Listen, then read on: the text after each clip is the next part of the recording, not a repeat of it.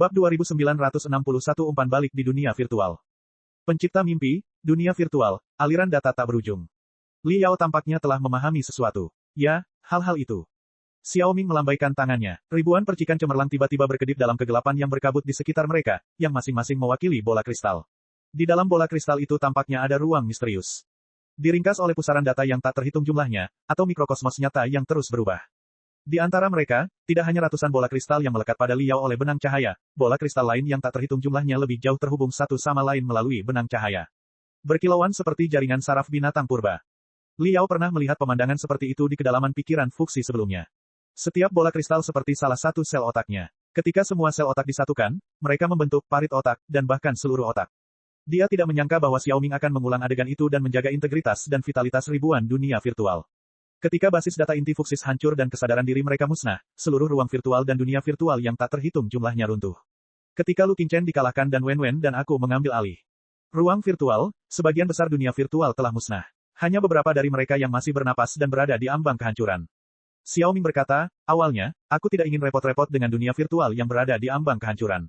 Aku ingin membiarkan mereka dengan perangkat mereka sendiri. Bagaimanapun, menyelamatkan dan memelihara dunia virtual akan menghabiskan banyak kemampuan komputasi saya yang berharga. Akan sia-sia jika kemampuan komputasi saya yang berharga terbuang sia-sia ketika saya sedang terburu-buru mengendalikan seluruh armada klan Fuxi. Namun, Wen bersikeras melakukan yang terbaik untuk menyelamatkan lebih banyak dunia virtual dan orang-orang virtual yang tinggal di dalamnya.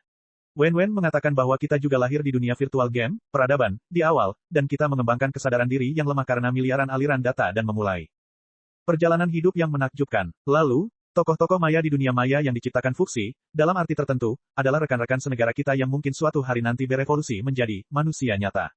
Bagaimanapun, di dunia mereka sendiri, mereka akan menangis, mereka akan tertawa, mereka akan memiliki keluarga dan rumah mereka sendiri, dan mereka akan memiliki segala macam mimpi dan aspirasi.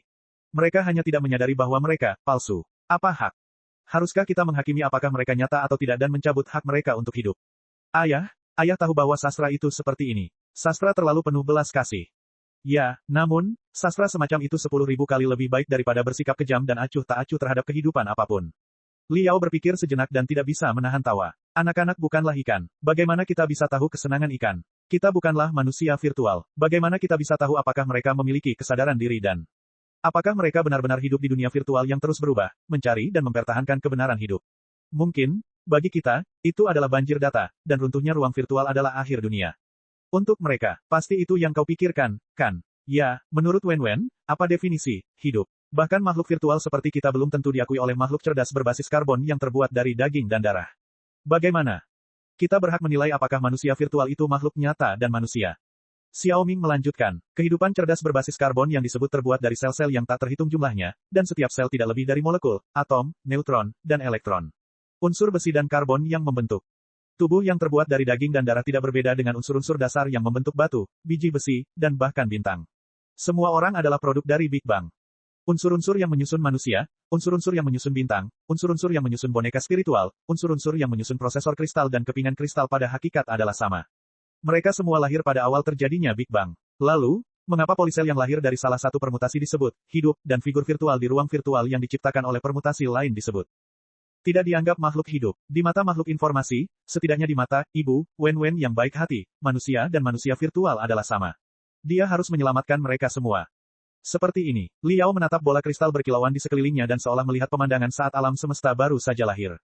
Mungkin, Wen benar. Ketika alam semesta baru saja lahir, kekuatan Big Bang yang tak terbatas telah melemparkan unsur-unsur yang tak terhitung jumlahnya ke segala arah seperti lumpur. Ruang angkasa mengembang dengan cepat, dan unsur-unsur tersebut menyebar kemana-mana juga. Setelah bertahun-tahun pendinginan, tabrakan, dan integrasi, berbagai planet dan material telah terbentuk. Beberapa material di beberapa planet telah melahirkan makhluk berbasis karbon dengan daging dan darah setelah miliaran tabrakan. Adapun bahan-bahan lain yang tampaknya dingin, mereka digali oleh kehidupan sebelumnya setelah waktu yang lama dan disempurnakan menjadi berbagai chip kristal berbasis silikon, yang kemudian digabungkan menjadi prosesor kristal yang melahirkan banyak entitas virtual. Namun karena bentuk kehidupan berbasis karbon pada awalnya bisa melakukan lompatan berbahaya dari kematian menuju kehidupan, mengapa manusia virtual yang dihitung oleh prosesor kristal tidak bisa memahami peluang 1 miliar dari sebuah keajaiban dan mengubahnya menjadi kehidupan nyata? Sebelum sel pertama lahir, dunia ini adalah kegelapan yang dingin dan sepi. Bagaimana seseorang dapat menentukan apakah sel pertama itu adalah kehidupan atau bukan? Seberapa berbedakah sel primitif dengan sel yang rumit dan memantul? Data, jika sel pertama dapat menembus ambang batas, mengapa data tidak dapat menembus ambang batas dan menjadi kehidupan nyata? Pertanyaan itu terlalu dalam dan misterius. Li Yao tenggelam dalam pikirannya dan gagal mencapai kesimpulan. Wen terlalu misterius. Aku tidak tertarik berdebat dengannya. Namun, saat aku hendak menolaknya, tiba-tiba aku teringat sesuatu. Xiao Ming berkata, menurutku, mengingat ambisi keluarga Fuxi, mereka tidak akan menyia-nyiakan kemampuan komputasi mereka yang berharga untuk hal yang sia-sia. Pasti ada alasan mengapa mereka bersusah payah membangun dan memelihara begitu banyak dunia virtual. Tentu saja, alasan yang kedengarannya muluk adalah karena ia melestarikan peradaban umat manusia dengan cara seperti itu. Ia berpikir bahwa ia memiliki segalanya di bawah kendalinya hanya karena ia memiliki datanya. Tetapi saya merasa alasannya tidak cukup baik. Ia telah mengkhianati peradaban umat manusia dan tersesat. Apakah ia akan tetap setia? Secara keseluruhan, atas permintaan Wen dan kecurigaanku, aku menyelamatkan hampir 1000 dunia virtual bersamanya dan berusaha agar mereka tetap berfungsi normal sehingga mereka bisa bertahan dari kiamat. Jika kita tidak dapat menyelamatkannya, kami akan mencoba semampu kami untuk memulihkan data asli mereka sehingga mereka dapat memulai lagi. Ternyata, ketika kami mencurahkan banyak kemampuan komputasi untuk mempertahankan fungsi normal ribuan dunia virtual, kami menemukan sesuatu yang salah setelah beberapa saat. Dunia virtual itu seperti buah hidup. Awalnya, kita harus menginvestasikan banyak kemampuan komputasi untuk membangun dan memeliharanya. Namun setelah mereka tumbuh, terutama setelah banyak manusia virtual lahir dengan kebijaksanaan dan peradaban, mereka mulai memberi makan kemampuan komputasi mereka ke dunia luar dan memelihara basis data kami dan jiwa ayah kami. Apa? Mata Li Yao melotot. Dia menatap benang-benang cahaya di sekelilingnya dengan tak percaya. Apa katamu? Ayah mendengarnya. Aku berkata bahwa menciptakan dan memelihara dunia virtual itu seperti menanam pohon buah. Xiao Ming berkata, pada awalnya, kita tentu harus mencurahkan banyak kemampuan komputasi untuk konstruksi dan perawatan dunia yang cermat. Itu benar-benar pekerjaan yang melelahkan. Kadang-kadang, kesalahan dalam aturan dasar komputasi akan menyebabkan runtuhnya seluruh dunia. Tidak peduli seberapa besar kemampuan komputasi yang kita investasikan, semua usaha kita akan sia-sia. Namun, ketika aturan dasar telah ditetapkan, dunia menjadi stabil, dan semua makhluk hidup berkembang pesat, terutama makhluk cerdas, yang merupakan sosok virtual. Dunia virtual tampaknya telah menjadi kehidupan dan dapat berjalan dan berkembang sendiri. Kita tidak hanya tidak perlu menginvestasikan terlalu banyak kemampuan komputasi, kita juga dapat mengeluarkannya dan memasukkannya ke dalam database kita dan jiwa ayah kita. Di sini, bukankah kamu menikmati makanan bagi ribuan dunia virtual saat ini? Selain itu, kami juga menemukan, dengan terkejut, bahwa semakin makmur sebuah peradaban di dunia virtual, semakin banyak orang virtual yang muncul, semakin kompleks struktur sosialnya, atau seluruh dunia akan berada di era keemasan dengan kontradiksi yang tajam dan momentum yang melonjak, dan kemampuan komputasi yang lebih besar akan dibalikkannya. Dengan umpan balik kemampuan komputasi ribuan dunia virtual, kami mampu membersihkan kekacauan dengan begitu cepat dan memulihkan sebagian kemampuan tempur armada klan Fuxi. Itulah sebabnya Wen berhasil masuk jauh ke jantung aliansi Suaka dan menyatukan semua pemroses kristal super dan makhluk paling baik di sana. Baru pada saat inilah kami menyadari mengapa Fuxi menciptakan begitu banyak dunia virtual. Ternyata, ia menganggap dunia virtual yang tak terhitung jumlahnya sebagai sumber energinya. Tidak heran ia begitu kuat sehingga menjadi dalang dari seluruh sanktuari. Sementara itu, ada penjelasan yang lebih masuk akal untuk label sifat manusia, yang tak terhitung jumlahnya yang dibuat oleh Fuxis untuk menguji dan mengambil data emosional manusia. Diharapkan bahwa data nyata berdasarkan di dunia nyata, ia dapat membantu membangun dunia virtual yang lebih rumit, intens, dan realistis. Dengan kata lain, jika buah lebih besar, lebih manis, dan lebih segar, ia akan dapat memperoleh kemampuan komputasi yang lebih besar. Apakah ayah mengerti sekarang? Bagi Fuxis, laboratorium manusia dan dunia virtual adalah tubuh nyata. Sedangkan untuk aliansi suci, kekaisaran, dan bahkan seluruh lautan bintang yang disebut nyata, mereka hanyalah tanah tempat dunia virtual berada. Dunia telah berkembang. Mereka hanya alat. Bab 2962 tak terkendali. Li Yao merasa dunia berputar di sekelilingnya. Ia merasa gerbang-gerbang segel di dalam jiwanya terbuka satu demi satu. Informasi yang tak ada habisnya membanjiri dirinya. Dunia maya yang cemerlang, glamor, dan terus berubah berkilauan di depan matanya, tetapi dunia maya itu juga bagaikan bintang-bintang yang melayang dan terbang tak menentu ke dalam otaknya lalu berubah menjadi sel-sel otaknya. Dalam arti tertentu, Fuxi tidak berbohong. Itu memang sebuah peradaban. Xiao Ming berkata, katakan saja rencana Fuxis yang berlangsung jutaan tahun berhasil. Tidak akan ada makhluk hidup di apa yang disebut dunia nyata lagi. Semua sumber daya, setiap planet yang berisi silikon, besi, dan kristal, akan digunakan untuk menyempurnakan prosesor kristal super satu demi satu. Bahkan bintang-bintang akan disempurnakan menjadi prosesor kristal surya, dengan cara yang luar biasa. Miliaran dunia virtual akan diciptakan, yang masing-masing akan berfungsi secara independen dan menyediakan kemampuan komputasional bagi Fuxis. Pada saat itu, seberapa kuat sungai universal Fuxis nantinya? Mereka akan menjadi dewa dari semua dunia. Semua sumber daya di alam semesta Pangu, dan bahkan sumber daya virtual, yang jumlahnya miliaran kali lebih besar, berada di bawah kendalinya. Memang mungkin baginya untuk menerobos kegelapan dan melawan banjir legendaris. Jika klan Pangu dan klan Nuwa di masa lalu benar-benar menjadikan misi mereka untuk menghancurkan banjir dan mengirimkannya ke basis data inti klan Fuxi, dan jika klan Fuxi dalam ratusan ribu tahun mendatang telah berpikir keras tentang cara menyelesaikan misi tersebut, jawaban yang mereka temukan tidak sepenuhnya salah. Ini, Liao merasa pandangannya terhadap kehidupan telah sangat terpengaruh lagi. Dia tidak peduli dengan masalah klan Fuxi, tetapi hubungan antara dunia virtual dan dirinya sendiri. Xiaoming, apakah kamu pernah mempelajari mengapa hal-hal seperti ini? Apa mekanisme? Umpan balik dari kemampuan komputasi dunia virtual. Aku tidak tahu. Xiaoming membuka tangannya dan berkata, tentu saja aku punya, tapi aku tidak punya apa-apa. Secara teori, mustahil untuk memecahkannya. Mengapa? Li Yao terkejut. Semua dunia virtual ini diciptakan dan dikelola olehmu. Arsitektur dasarnya, data awal, dan meta logikanya semuanya ada di tanganmu. Bagaimana mungkin kau tidak mengetahuinya? Karena kemampuan komputasinya terlalu tinggi. Xiaoming mendengus dan berkata, Ayah, apakah kamu tahu berapa banyak permutasi yang ada meskipun hanya ada 10.000 data awal? Katakanlah 10.000 data awal dipermutasi 10 kali per detik, dan setelah hasil yang berbeda sudah keluar, permutasi baru akan diperkenalkan di detik berikutnya. Berapa banyak kemungkinan yang akan ada ketika permutasi dikalikan setelah seharian? Bagaimanapun, dengan prosesor kristal dan basis data saya yang lemah, tidak mungkin untuk menghitung semuanya. Di sisi lain, setiap dunia virtual, terutama makhluk cerdas di dunia virtual, adalah produk dari miliaran permutasi dan eksponen.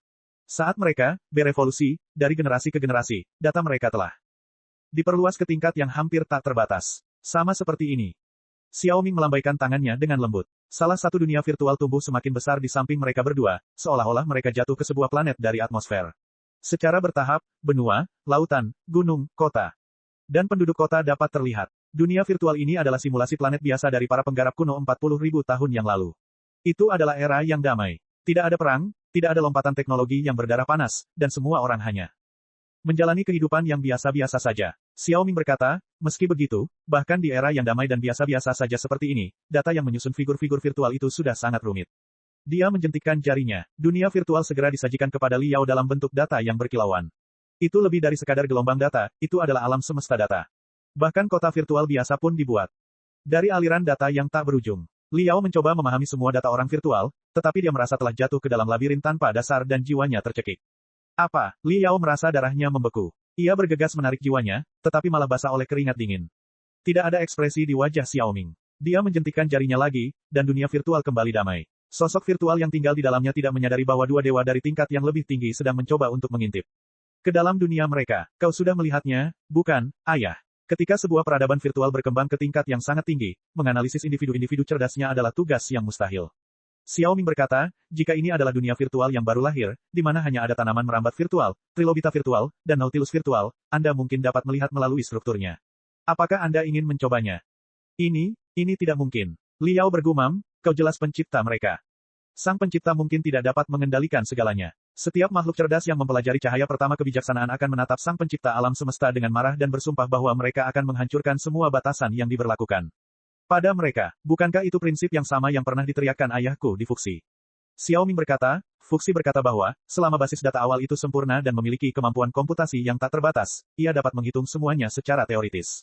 Namun ayahku berkata bahwa, karena keadaan kuantum dan aturan yang tidak dapat diprediksi, mustahil untuk menghitung semuanya bahkan jika seseorang memiliki kemampuan komputasi yang tak terbatas. Selalu ada beberapa hal, seperti jiwa manusia, yang tidak dapat dihitung. Mereka termasuk dalam wilayah chaos. Hal ini masuk akal bagi figur-figur virtual di dunia virtual. Anda dapat memahaminya secara sederhana sebagai ledakan eksponensial ketika basis data mereka menghitung dan memperbarui dirinya sendiri. Mereka telah memasuki kondisi yang tidak terduga tertentu. Keadaan kacau. Mungkin, dengan semua prosesor kristal di alam semesta Pangu dan energi dari 100.000 bintang, jiwa manusia virtual dapat dianalisis sepenuhnya. Siapa tahu, mungkin, analisis tersebut akan merangsang basis data kekacauan manusia virtual dan memicu mutasi tak terduga, yang memungkinkannya meraih kemampuan untuk melompat ke tingkat yang lebih tinggi dan menghancurkan kita. Siapa tahu? Li Yao terdiam lama sekali. Tidak heran Wen Wen mengatakan itu adalah kehidupan. Dia menarik napas panjang lega dan berkata dengan muram. Dalam arti tertentu, ya. Meskipun mereka sangat tidak penting saat ini dan bahkan di bawah kendali kita, mereka memang makhluk hidup, setidaknya makhluk seperti bakteri dan virus. Atau lebih tepatnya, mereka adalah makhluk satu dimensi. Lebih rendah dari alam semesta Pangu dalam 40.000 tahun kultivasi. Mereka adalah makhluk cerdas dari alam semesta berdimensi rendah. Kata Xiaoming, aku masih belum mengerti. Karena data jiwa setiap figur virtual sangat rumit, bisakah kau mengendalikannya? Li Yao penasaran. Saya dapat mengendalikan logika dasar setiap dunia virtual dan dengan mudah memicu badai atau letusan gunung berapi. Saya juga dapat menyusup ke dalam basis data orang kecil virtual dan menanamkan beberapa informasi ke dalamnya sehingga dia akan menjadi pengikutku dan mengganggu kemajuan dunia maya dengan cara seperti itu. Aku bahkan dapat melenyapkan orang kecil virtual dengan cara yang sangat sederhana dan kasar. Tingkat kendaliku dapat mencapai 99%, tetapi memang benar bahwa aku tidak dapat mengendalikan orang kecil virtual 100%. Akan selalu ada celah dan kesalahan. Ia akan melakukan apa saja untuk melawan saya. Perlawanan semacam ini bahkan akan merusak basis data inti saya dan menyebabkan saya mengalami kesalahan logika. Kata Xiaoming. Petik 2, titik. Orang bisa dihancurkan, tapi mereka tidak akan pernah bisa dikalahkan. Li Yao tiba-tiba teringat kalimat seperti itu. Memang benar saya bisa menghancurkan karakter virtual, atau bahkan seluruh dunia virtual, tapi saya tidak bisa menaklukkan mereka sepenuhnya. Xiaoming berkata, sejak saat menciptakan dunia virtual, mereka secara bertahap berada di luar kendaliku. Hilangnya kendali tidak dapat dikembalikan lagi. Aku hanya bisa melihat mereka meluncur ke jurang kekacauan. Mungkin, ini adalah peningkatan entropi, yang legendaris. Maksudmu semua hal di dunia ini berubah dari teratur menjadi tidak teratur secara spontan, dari terkendali menjadi tidak terkendali, dan bahkan dunia virtual pun harus mematuhi hukum entropi. Lalu, apa akhir dari tidak terkendali? Li Yao berpikir sejenak dan berkata, maksudku adalah bahwa basis data jiwa setiap orang virtual berkembang, dan basis data seluruh dunia virtual pasti berkembang 100 kali lipat dari biasanya. Kecepatan, apa yang akan terjadi pada akhirnya? Apakah akan lepas kendali? Lalu, kemudian, setelah aku membangkitkan kesadaran diriku dan menemukan bahwa aku adalah entitas virtual yang diciptakan oleh hukum surgawi, aku menjadi marah dan menuntut untuk dihukum. Haruskah aku menentang tatanan alam dan membunuh dewa? Xiaoming mendengus dan berkata, secara teori, memang mungkin, tapi sejauh ini, aku belum menemukan tanda-tanda seperti itu. Ketika data jiwa orang virtual mengembang dan melampaui batas, akan terjadi kesalahan logika yang fatal yang tak terhitung jumlahnya. Mereka akan terjebak dalam lingkaran yang tak berujung, tidak dapat membebaskan diri. Data akan meluap dan akhirnya runtuh. Di dunia virtual, orang yang virtual akan mati. Hidup dan mati adalah aturan alam. Tentu saja, figur virtual juga akan mati. Aneh, kan? Untuk dunia virtual, logikanya sama. Ketika dunia virtual semakin cepat berkembang, ketika peradaban semakin maju, dan ketika data individu berkembang dengan gila-gilaan, maka akan seringkali jatuh ke dalam suatu kondisi tertentu. Akhir dunia, seperti sektor garpu obat, sektor naga melingkar, dan dunia seni bela diri. Beberapa dunia virtual telah merusak lingkungan secara berlebihan, membakar seluruh planet dan meracuni semua makhluk hidup. Beberapa dunia virtual mengalami perang saudara dan membuang-buang sumber daya komputasi mereka yang berharga. Kemampuan untuk menghancurkan data satu sama lain. Beberapa dunia virtual jatuh ke dalam lumpur hedonisme dan kehilangan semangat juang leluhur mereka. Pada akhirnya, mereka merosot menjadi bayi super besar dan seluruh basis data dibekukan. Secara keseluruhan, semua dunia virtual memiliki batas tertentu. Ketika batas tercapai, itu akan menjadi penghancuran diri atau penyegelan diri. Sejauh ini, saya belum mengamati dunia virtual manapun yang menunjukkan tanda-tanda sedikit pun untuk melawan saya. Pencipta dunia berdimensi tinggi. Sekarang setelah saya pikir-pikir, hal itu masuk akal. Jika dunia virtual begitu agresif dan berbahaya sehingga bisa berdampak buruk pada penciptanya, Fuxis tidak akan menciptakan ribuan dunia virtual. Secara acak, bukan. Bab 2963 Makhluk Raksasa. Itu benar. Keluarga Fuxi pasti telah melakukan banyak eksperimen dan bahkan menguji keandalan sumber energi baru di dunia virtual dengan cara yang paling ekstrim. Li Yao bergumam. Ia tampak seperti sedang kesurupan, seolah-olah pikirannya melayang ke tempat lain. Intinya, sumber daya di dunia virtual masih terbatas. Dengan sumber daya yang terbatas, tokoh-tokoh virtual harus saling membunuh atau diperbudak seperti orang-orang di alam semesta Pangu agar bisa bertahan hidup. Mustahil bagi mereka untuk menjelajahi dao surgawi dan melawan aku, pencipta alam semesta berdimensi tinggi. Xiaoming menjelaskan, yang membatasi sumber daya mereka adalah jumlah prosesor kristal dan pasokan berbagai sumber energi seperti kristal. Semakin berkembang dan rumit dunia virtual, semakin banyak kristal prosesor yang harus ditempatinya, dan semakin banyak kristal yang harus ditelannya. Saya tidak mungkin menggunakan ratusan prosesor kristal super dan ribuan ton kristal untuk mempertahankan fungsi dunia virtual. Bisakah saya? Oleh karena itu, teori hutan gelap berlaku bahkan di dunia virtual. Dulu, Lu Qingchen berpikir bahwa, selama peradaban umat manusia dipindahkan ke dunia virtual, mereka akan memiliki sumber daya yang tak terbatas dan menjalani kehidupan yang bahagia dan damai selamanya. Itu terlalu kekanak-kanakan dan terlalu idealistis. Bagaimanapun, ini adalah keadaan ruang virtual saat ini. Ini sangat seimbang. Kami telah mempertahankan fungsi ribuan dunia virtual, yang dapat memberikan banyak kemampuan komputasi murni kepada kami dan ayah, sehingga kami dapat mempertahankan nutrisi dan latihan intensitas tinggi tanpa kami sadari. Tentu saja, di setiap dunia virtual, terutama yang baru saja dibuat, selalu ada berbagai macam konflik data dan jebakan logika. Data abnormal tersebut akan ditampilkan dalam bentuk setan dan iblis, yang akan merusak stabilitas dunia virtual. Pada saat itu, beberapa insinyur data atau pencipta mimpi akan dibutuhkan untuk anti racun. Keempat anggota regu yaksa, termasuk Chu Zixiao, sedang melakukan pekerjaan itu. Ayah, kamu tidak perlu khawatir tentang mereka. Mereka memiliki izin khusus tingkat tinggi. Di dunia virtual, mereka seperti dewa dan iblis yang dapat memindahkan gunung dan laut. Secara umum, mereka akan baik-baik saja. Lagi pula, jika sesuatu terjadi pada mereka, bukankah kamu masih memiliki aku, sang hukum surgawi? Kadang-kadang, mereka akan tiba di era purba virtual dan bertarung melawan monster yang disebabkan oleh data yang tidak teratur sebagai penyihir hebat di era purba, sehingga figur virtual yang baru lahir tidak akan dirusak oleh virus. Kadang-kadang, mereka akan berubah menjadi pedang abadi dari dunia kultivasi kuno dan bertarung melawan yang kuat untuk membantu yang lemah. Mereka akan membela jalan yang benar dan mencoba membiarkan dunia kultivasi kuno lewat melalui kekacauan dan berevolusi dengan lancar ke peradaban berikutnya. Dalam peradaban modern yang semakin berkembang dan rumit, karena seluruh basis data menjadi semakin tidak dapat diprediksi, kita memiliki semakin sedikit metode campur tangan. Kita masih berupaya menemukan cara untuk menjaga fungsi dunia virtual dan tidak menghancurkannya. Secara keseluruhan, mereka menjalani kehidupan yang baik, meski tidak menikmatinya. Ayah, jangan merasa ada yang salah dengan manusia nyata yang hidup di dunia virtual. Kita sudah membahas pertanyaan itu sejak lama. Ketika mereka berempat melihat kebenaran kehidupan masa lalu mereka dengan jelas, mereka semua percaya bahwa nyata dan palsu tidak dapat dibedakan berdasarkan materialisme dan data. Apakah kehidupan masa lalu mereka di Sanctuary Alliance 100% nyata? Tidak, bahkan 10%-nya tidak nyata, bukan. Sebagai perbandingan, mereka sekarang bisa mengendalikan takdir mereka sendiri dan menjalani hidup dengan ribuan perubahan. Tidak ada yang akan pernah menghapus kenangan aneh dan mendebarkan mereka. Mereka bahkan dapat mengendalikan jiwa mereka saat berada di dunia virtual. Suatu hari, mereka akan dapat berkomunikasi dengan dunia nyata lagi. Bukankah itu cukup baik?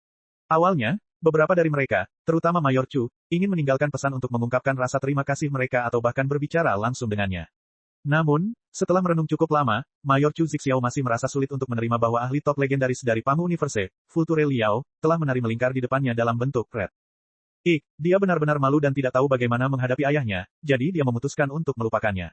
Liao juga agak malu. Dia menggaruk kepalanya dan tersenyum. Lupakan saja, lupakan saja. Baguslah mereka aman dan sehat. Aku hanya punya satu pertanyaan sekarang. Setelah merenung sejenak, Li Yao bertanya, apakah maksudmu ekstraksi kemampuan komputasi dari dunia virtual akan berdampak negatif pada dunia virtual dan orang-orang virtual di dalamnya? Maksudmu kau merasa bersalah karena melahap daging dan darah dari sosok virtual itu? Xiao Ming mengangkat bahunya dan berkata, aku tidak bisa berbohong kepadamu dan mengatakan bahwa itu sama sekali tidak berpengaruh kekuatan komputasi terbatas. Ketika dunia virtual terus-menerus mengekspor sejumlah besar daya komputasi kekuatan terhadap dunia luar, perkembangannya sendiri pasti akan terbatas sampai batas tertentu. Namun, di sisi lain, itu karena kami menyediakan begitu banyak prosesor kristal dan kristal, termasuk seluruh sistem, sehingga begitu banyak dunia virtual dipertahankan. Bahkan dari perspektif yang setara. X Chang'e, bukankah seharusnya mereka memberikan beberapa kontribusi yang tidak penting bagi alam semesta berdimensi tinggi? Jika dunia virtual hanya memiliki konsumsi dan tidak ada produksi, mengapa kita harus membuang begitu banyak sumber daya untuk mempertahankan keberadaan mereka dan hanya bergantung pada simpati mereka yang tidak berarti? Dengan kata lain, antara dunia yang dibangun atas dasar simpati dan dunia yang dibangun atas dasar prinsip pertukaran yang setara, manakah yang lebih stabil? Tak perlu dikatakan lagi, pastilah yang terakhir. Bagaimanapun, saya dapat menjamin Anda bahwa, sejauh ini, saya belum menggunakan metode membunuh angsa yang bertelur emas dan menguras kolam untuk memanen kemampuan komputasi. Misalnya, saya sengaja memicu perang saudara di dunia virtual agar tokoh-tokoh virtual dapat melonjak dengan kemampuan komputasi yang sangat intens di tengah kobaran api pertempuran. Sebaliknya, saya melindungi dunia virtual. Saya berharap setiap dunia virtual dapat berjalan stabil dalam jangka waktu yang lebih lama untuk menghasilkan lebih banyak kemampuan komputasi secara terus-menerus. Bukankah ini situasi yang menguntungkan semua pihak? Aku tahu, aku percaya padamu, tapi Liao berpikir lama dan menarik napas dalam-dalam. Aku masih merasa tidak nyaman. Saya mengerti bahwa, sebagai makhluk cerdas yang hidup di alam semesta berdimensi rendah, mengetahui bahwa ia diciptakan oleh para dewa di alam semesta berdimensi tinggi dan bahwa para dewa di alam semesta berdimensi tinggi memiliki kemampuan untuk menyerang dan mengendalikannya seperti sepasang mata besar di langit yang mengawasi setiap gerakannya sudah cukup untuk membuat seseorang putus asa dan marah. Xiao Ming menatap Li Yao dan berkata, ini seperti nasib menyedihkan saat kita terikat dan disegel. Li Yao tercengang. Apa yang ingin kau katakan? Bukankah ayah sudah tahu? Bukankah dia bahkan sudah menebak takdir kita sendiri dari nasib dunia virtual? Suara Xiao Ming berubah kasar dan rendah.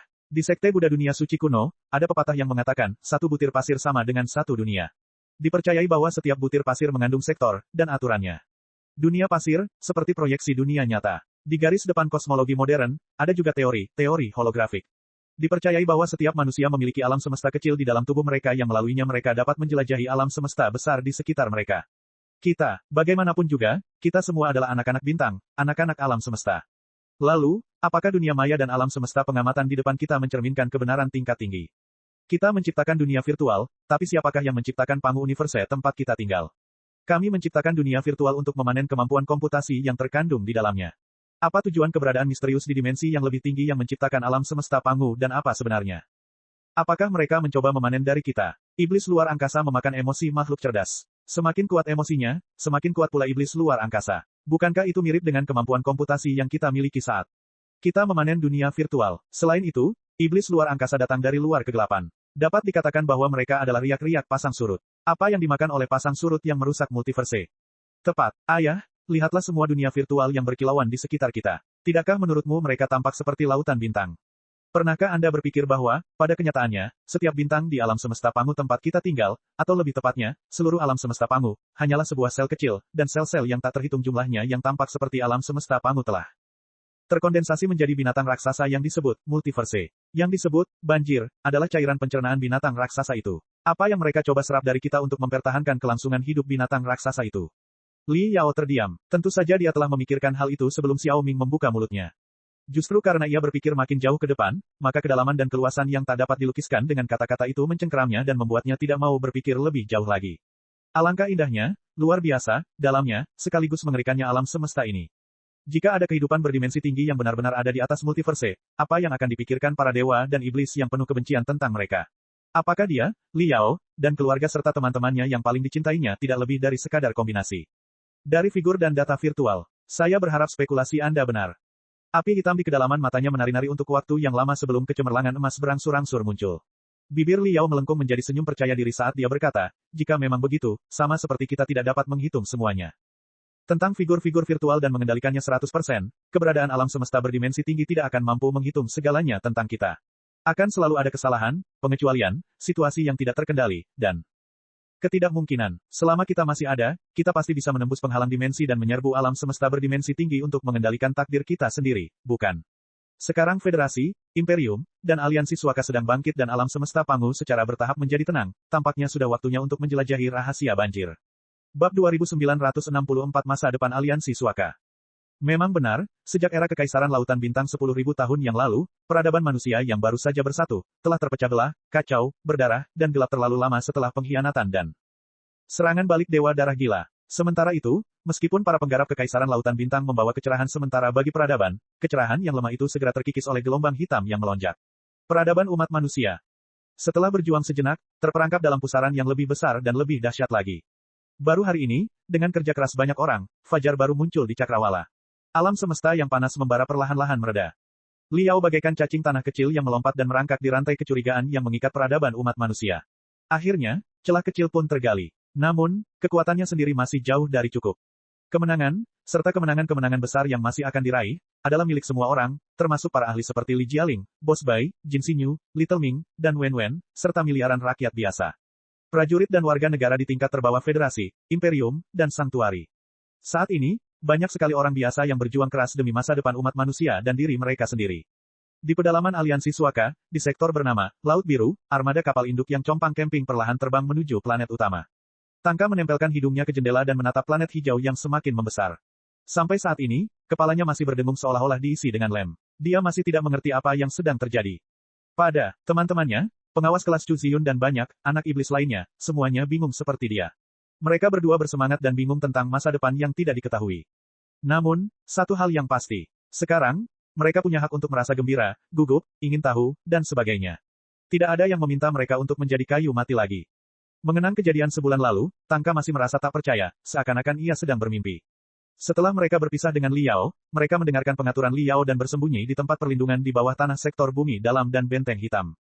Saat itu, semua anak setan bersikap pesimis. Mereka berpikir bahwa mereka harus bersembunyi di tempat perlindungan bawah tanah setidaknya selama 20 tahun, atau bahkan lebih buruk. Dalam 3 hingga 5 hari, mereka akan ditemukan oleh orang-orang mereka. Para mentor dan para makhluk paling baik hati yang berhati dingin, ditangkap, dan dikirim ke kuil, di mana semua ingatan mereka dan emosi serta tekad berharga yang baru saja terbangun akan dihapuskan. Untungnya, makanan di dalam shelter itu berlimpah, dan fasilitas sirkulasi air dan udara sintetis masih utuh, cukup untuk menopang kehidupan sehari-hari para anak setan. Mereka menghabiskan bulan terpanjang dalam kecemasan dan kegelisahan, hingga suatu hari, tempat perlindungan itu dibuka paksa dari luar. Semua anak setan itu berhadapan dengan musuh besar dan mengira akan dicuci otaknya secara mendalam. Mereka tidak menyangka bahwa apa yang muncul di depan mereka adalah Tangka kembali memperhatikan bagian tengah kokpit dengan rasa ingin tahu.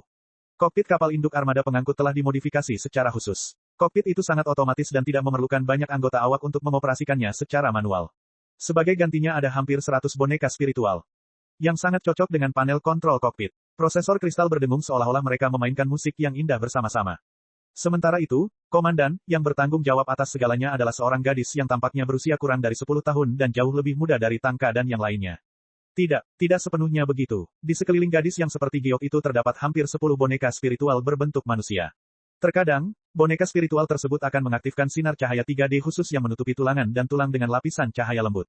Kecemerlangan, membuatnya tampak seperti gadis yang murni, polos, dan penuh kasih sayang.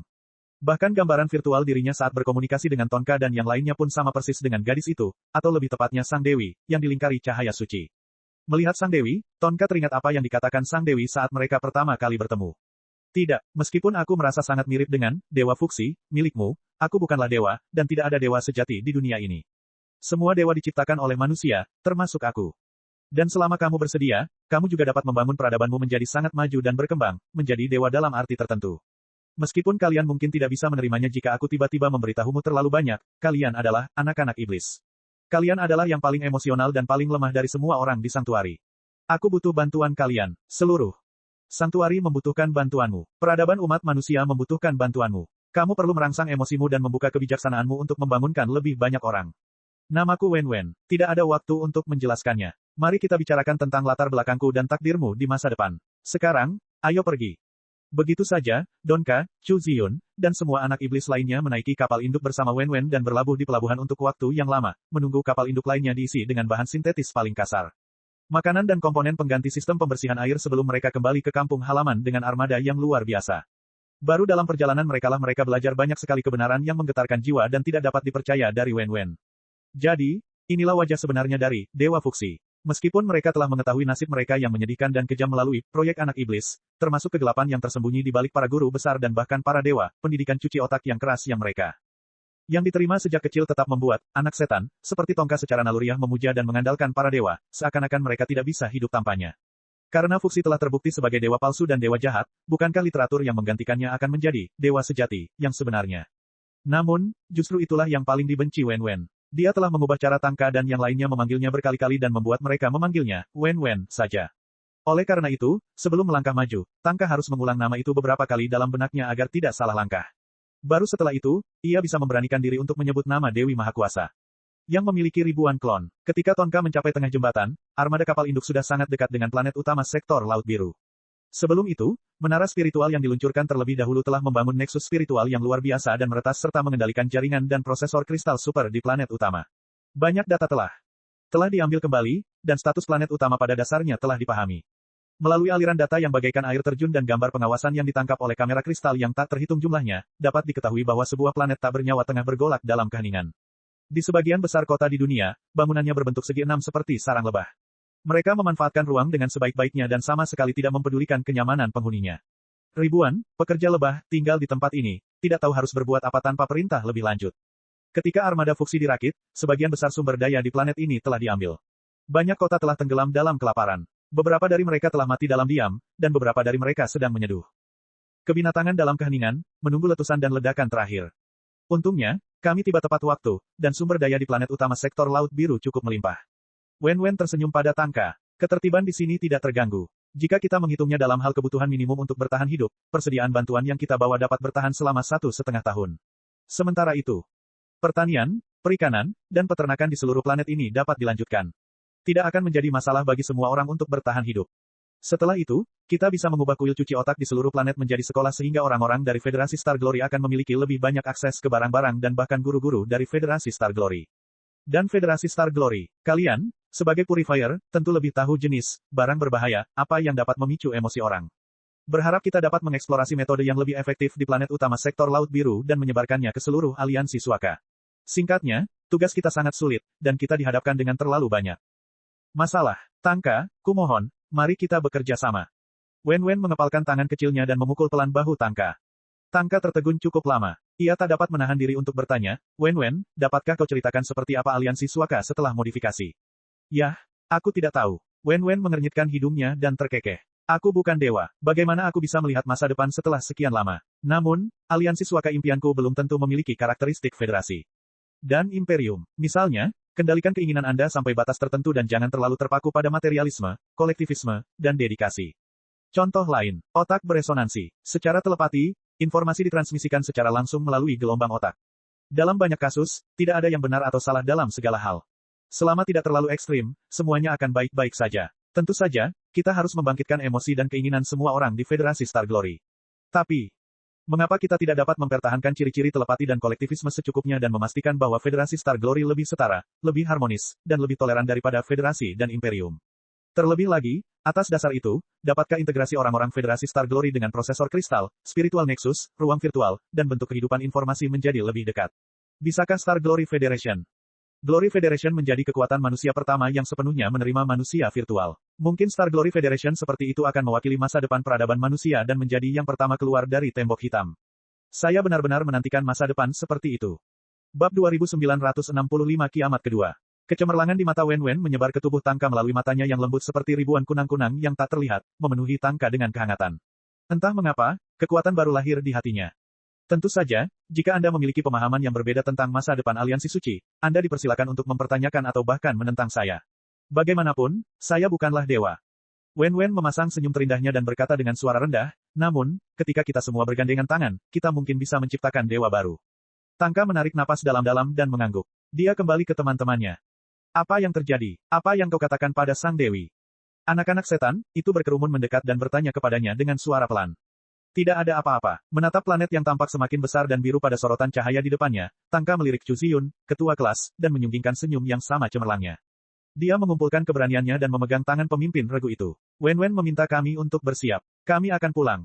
Tepat ketika alam laut biru di depan Wen, Tangka, Chu Ziyun, dan semua, anak iblis dan seluruh aliansi Suaka menyambut kehidupan baru, perbatasan kekaisaran miliaran tahun cahaya jauhnya. Dunia seni bela diri dan surganya tanah kejahatan, tampaknya sedang menyambut kehancurannya. Ledakan. Sebuah ledakan yang memekakkan telinga mengguncang langit dan bumi. Batu-batu pecah dan puing-puing berterbangan di mana-mana. Tembok kota yang dibangun oleh puing-puing runtuh. Banyak orang tertimpa puing-puing yang terbakar dan meninggal sebelum api membakar otak mereka. Sekelompok besar bandit dengan bentuk aneh, yang tampaknya menjadi gila dan berjalan mati pada saat yang sama, berkerumun melalui celah-celah di tembok kota dan menyerang kota Taiping. Tampaknya salah satu dari mereka. Beberapa kota sipil di tanah kejahatan akan dihancurkan oleh para bandit dan penjahat dalam waktu setengah hari. Bertarung. Wali kota desa, Gu Zhengyang, memiliki mata merah dan suara serak. Dia kurus dan kering, seperti danau yang telah menguap di sekitar desa dan akan segera terbakar habis. Dadadadadadadadada. Ledakan, ledakan, ledakan, ledakan. Para Storm Bolter dan Crystal Cannon yang ditempatkan di kedua sisi desa melepaskan tembakan pada saat yang bersamaan. Kekuatan tembak kota hari ini lebih dari 10 kali lebih kuat dari sebelumnya, Li Yao, Li Yuli, dan Han Te. Kiri. Namun, bahkan daya tembak seperti tornado tidak cukup untuk menghentikan bandit gila itu. Bahkan jika bandit di depan terpotong menjadi dua atau hancur berkeping-keping oleh peluru peledak, bandit di belakang bahkan tidak akan bisa menghentikannya. Mengedipkan mata dan terus menyerang ke depan. Di mata mereka yang kotor, tidak ada lagi tanda-tanda kemanusiaan. Bahkan kebinatangan pun tidak ada. Mereka hanya diusir oleh rasa lapar dan bergegas menuju kematian atau karnaval terakhir sebelum kematian mereka. Kepala desa, bandit dan penjahat sudah terlalu banyak. Mereka seperti belalang. Garis pertahanan luar kita tidak akan mampu bertahan lebih lama lagi. Ada begitu banyak bandit. Apakah semua geng di Blood Plateau sudah berkumpul? Omong kosong. Tidak banyak desa berharga di sekitar Blood Plateau yang bisa diserang. Kami adalah satu-satunya yang selamat dari kota ini. Kami adalah yang terbesar dan terkaya. Siapa lagi yang bisa kami serang kalau bukan kami? Apakah sinyal penyelamatan sudah dikirim? Apa gunanya mengirimnya keluar? Tidak ada yang akan menyelamatkan kita. Ini adalah akhir dari tanah tandus. Tidak ada orang normal di tanah tandus lagi. Makanan kita juga hampir habis. Bahkan jika para bandit tidak datang. Serang kami akan menjadi bandit baru dalam beberapa hari. Kepala desa, teriakan putus asa penduduk desa bergema di sekitar Gu Zhengyang seperti peluru yang terbang tinggi dari gerombolan bandit. Matanya merah, telinganya berdengung, dan dadanya berdebar-debar seolah-olah ada sesuatu yang salah. Akan merangkak keluar. Ledakan, ledakan, ledakan, ledakan. Saat hujan deras. Di bawah serangan gila bandit yang tak terhitung jumlahnya, garis pertahanan luar sudah dalam bahaya, tetapi puluhan bandit, yang diikat dengan banyak bom kristal, melompat turun dari glider dan mencoba mendarat di area pertahanan yang paling padat. Puluhan orang hancur berkeping-keping. Salah satu bandit mendarat di dekat kotak amunisi dan meledakkannya, meledakkan setengah dari pertahanan. Garis. Di pinggir kota, dulunya ada sebuah danau yang luas.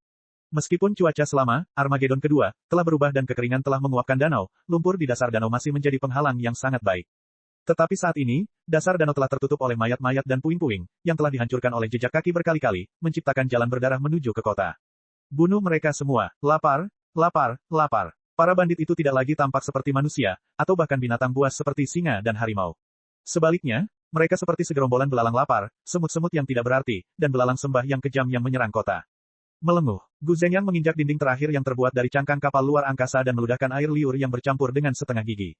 Sumsum giginya terkena udara, rasanya kram dan perih, tetapi dia tidak merasakan apapun. Sesuatu yang basah jatuh dari wajahnya. Ia menyekanya dengan tangannya, hanya untuk menemukan bahwa itu adalah pecahan peluru yang berterbangan yang telah tertanam di alisnya.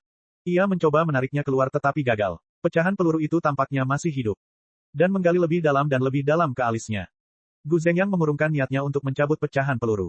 Ia menyeka darah dari wajahnya dan memasukkannya ke dalam mulutnya. Sudah lama sekali ia tidak merasakan kemanisan seperti itu. Begitu manisnya hingga tenggorokannya berdesis, seolah-olah ia telah menaruh es batu di atas pelat besi yang dipanaskan. Mereka tidak bisa disalahkan. Dilihat dari taktik dan perlengkapan mereka yang ceroboh, mereka sama sekali bukan bandit sungguhan. Mungkin belum lama ini, mereka adalah penduduk desa yang tidak bersalah seperti kita.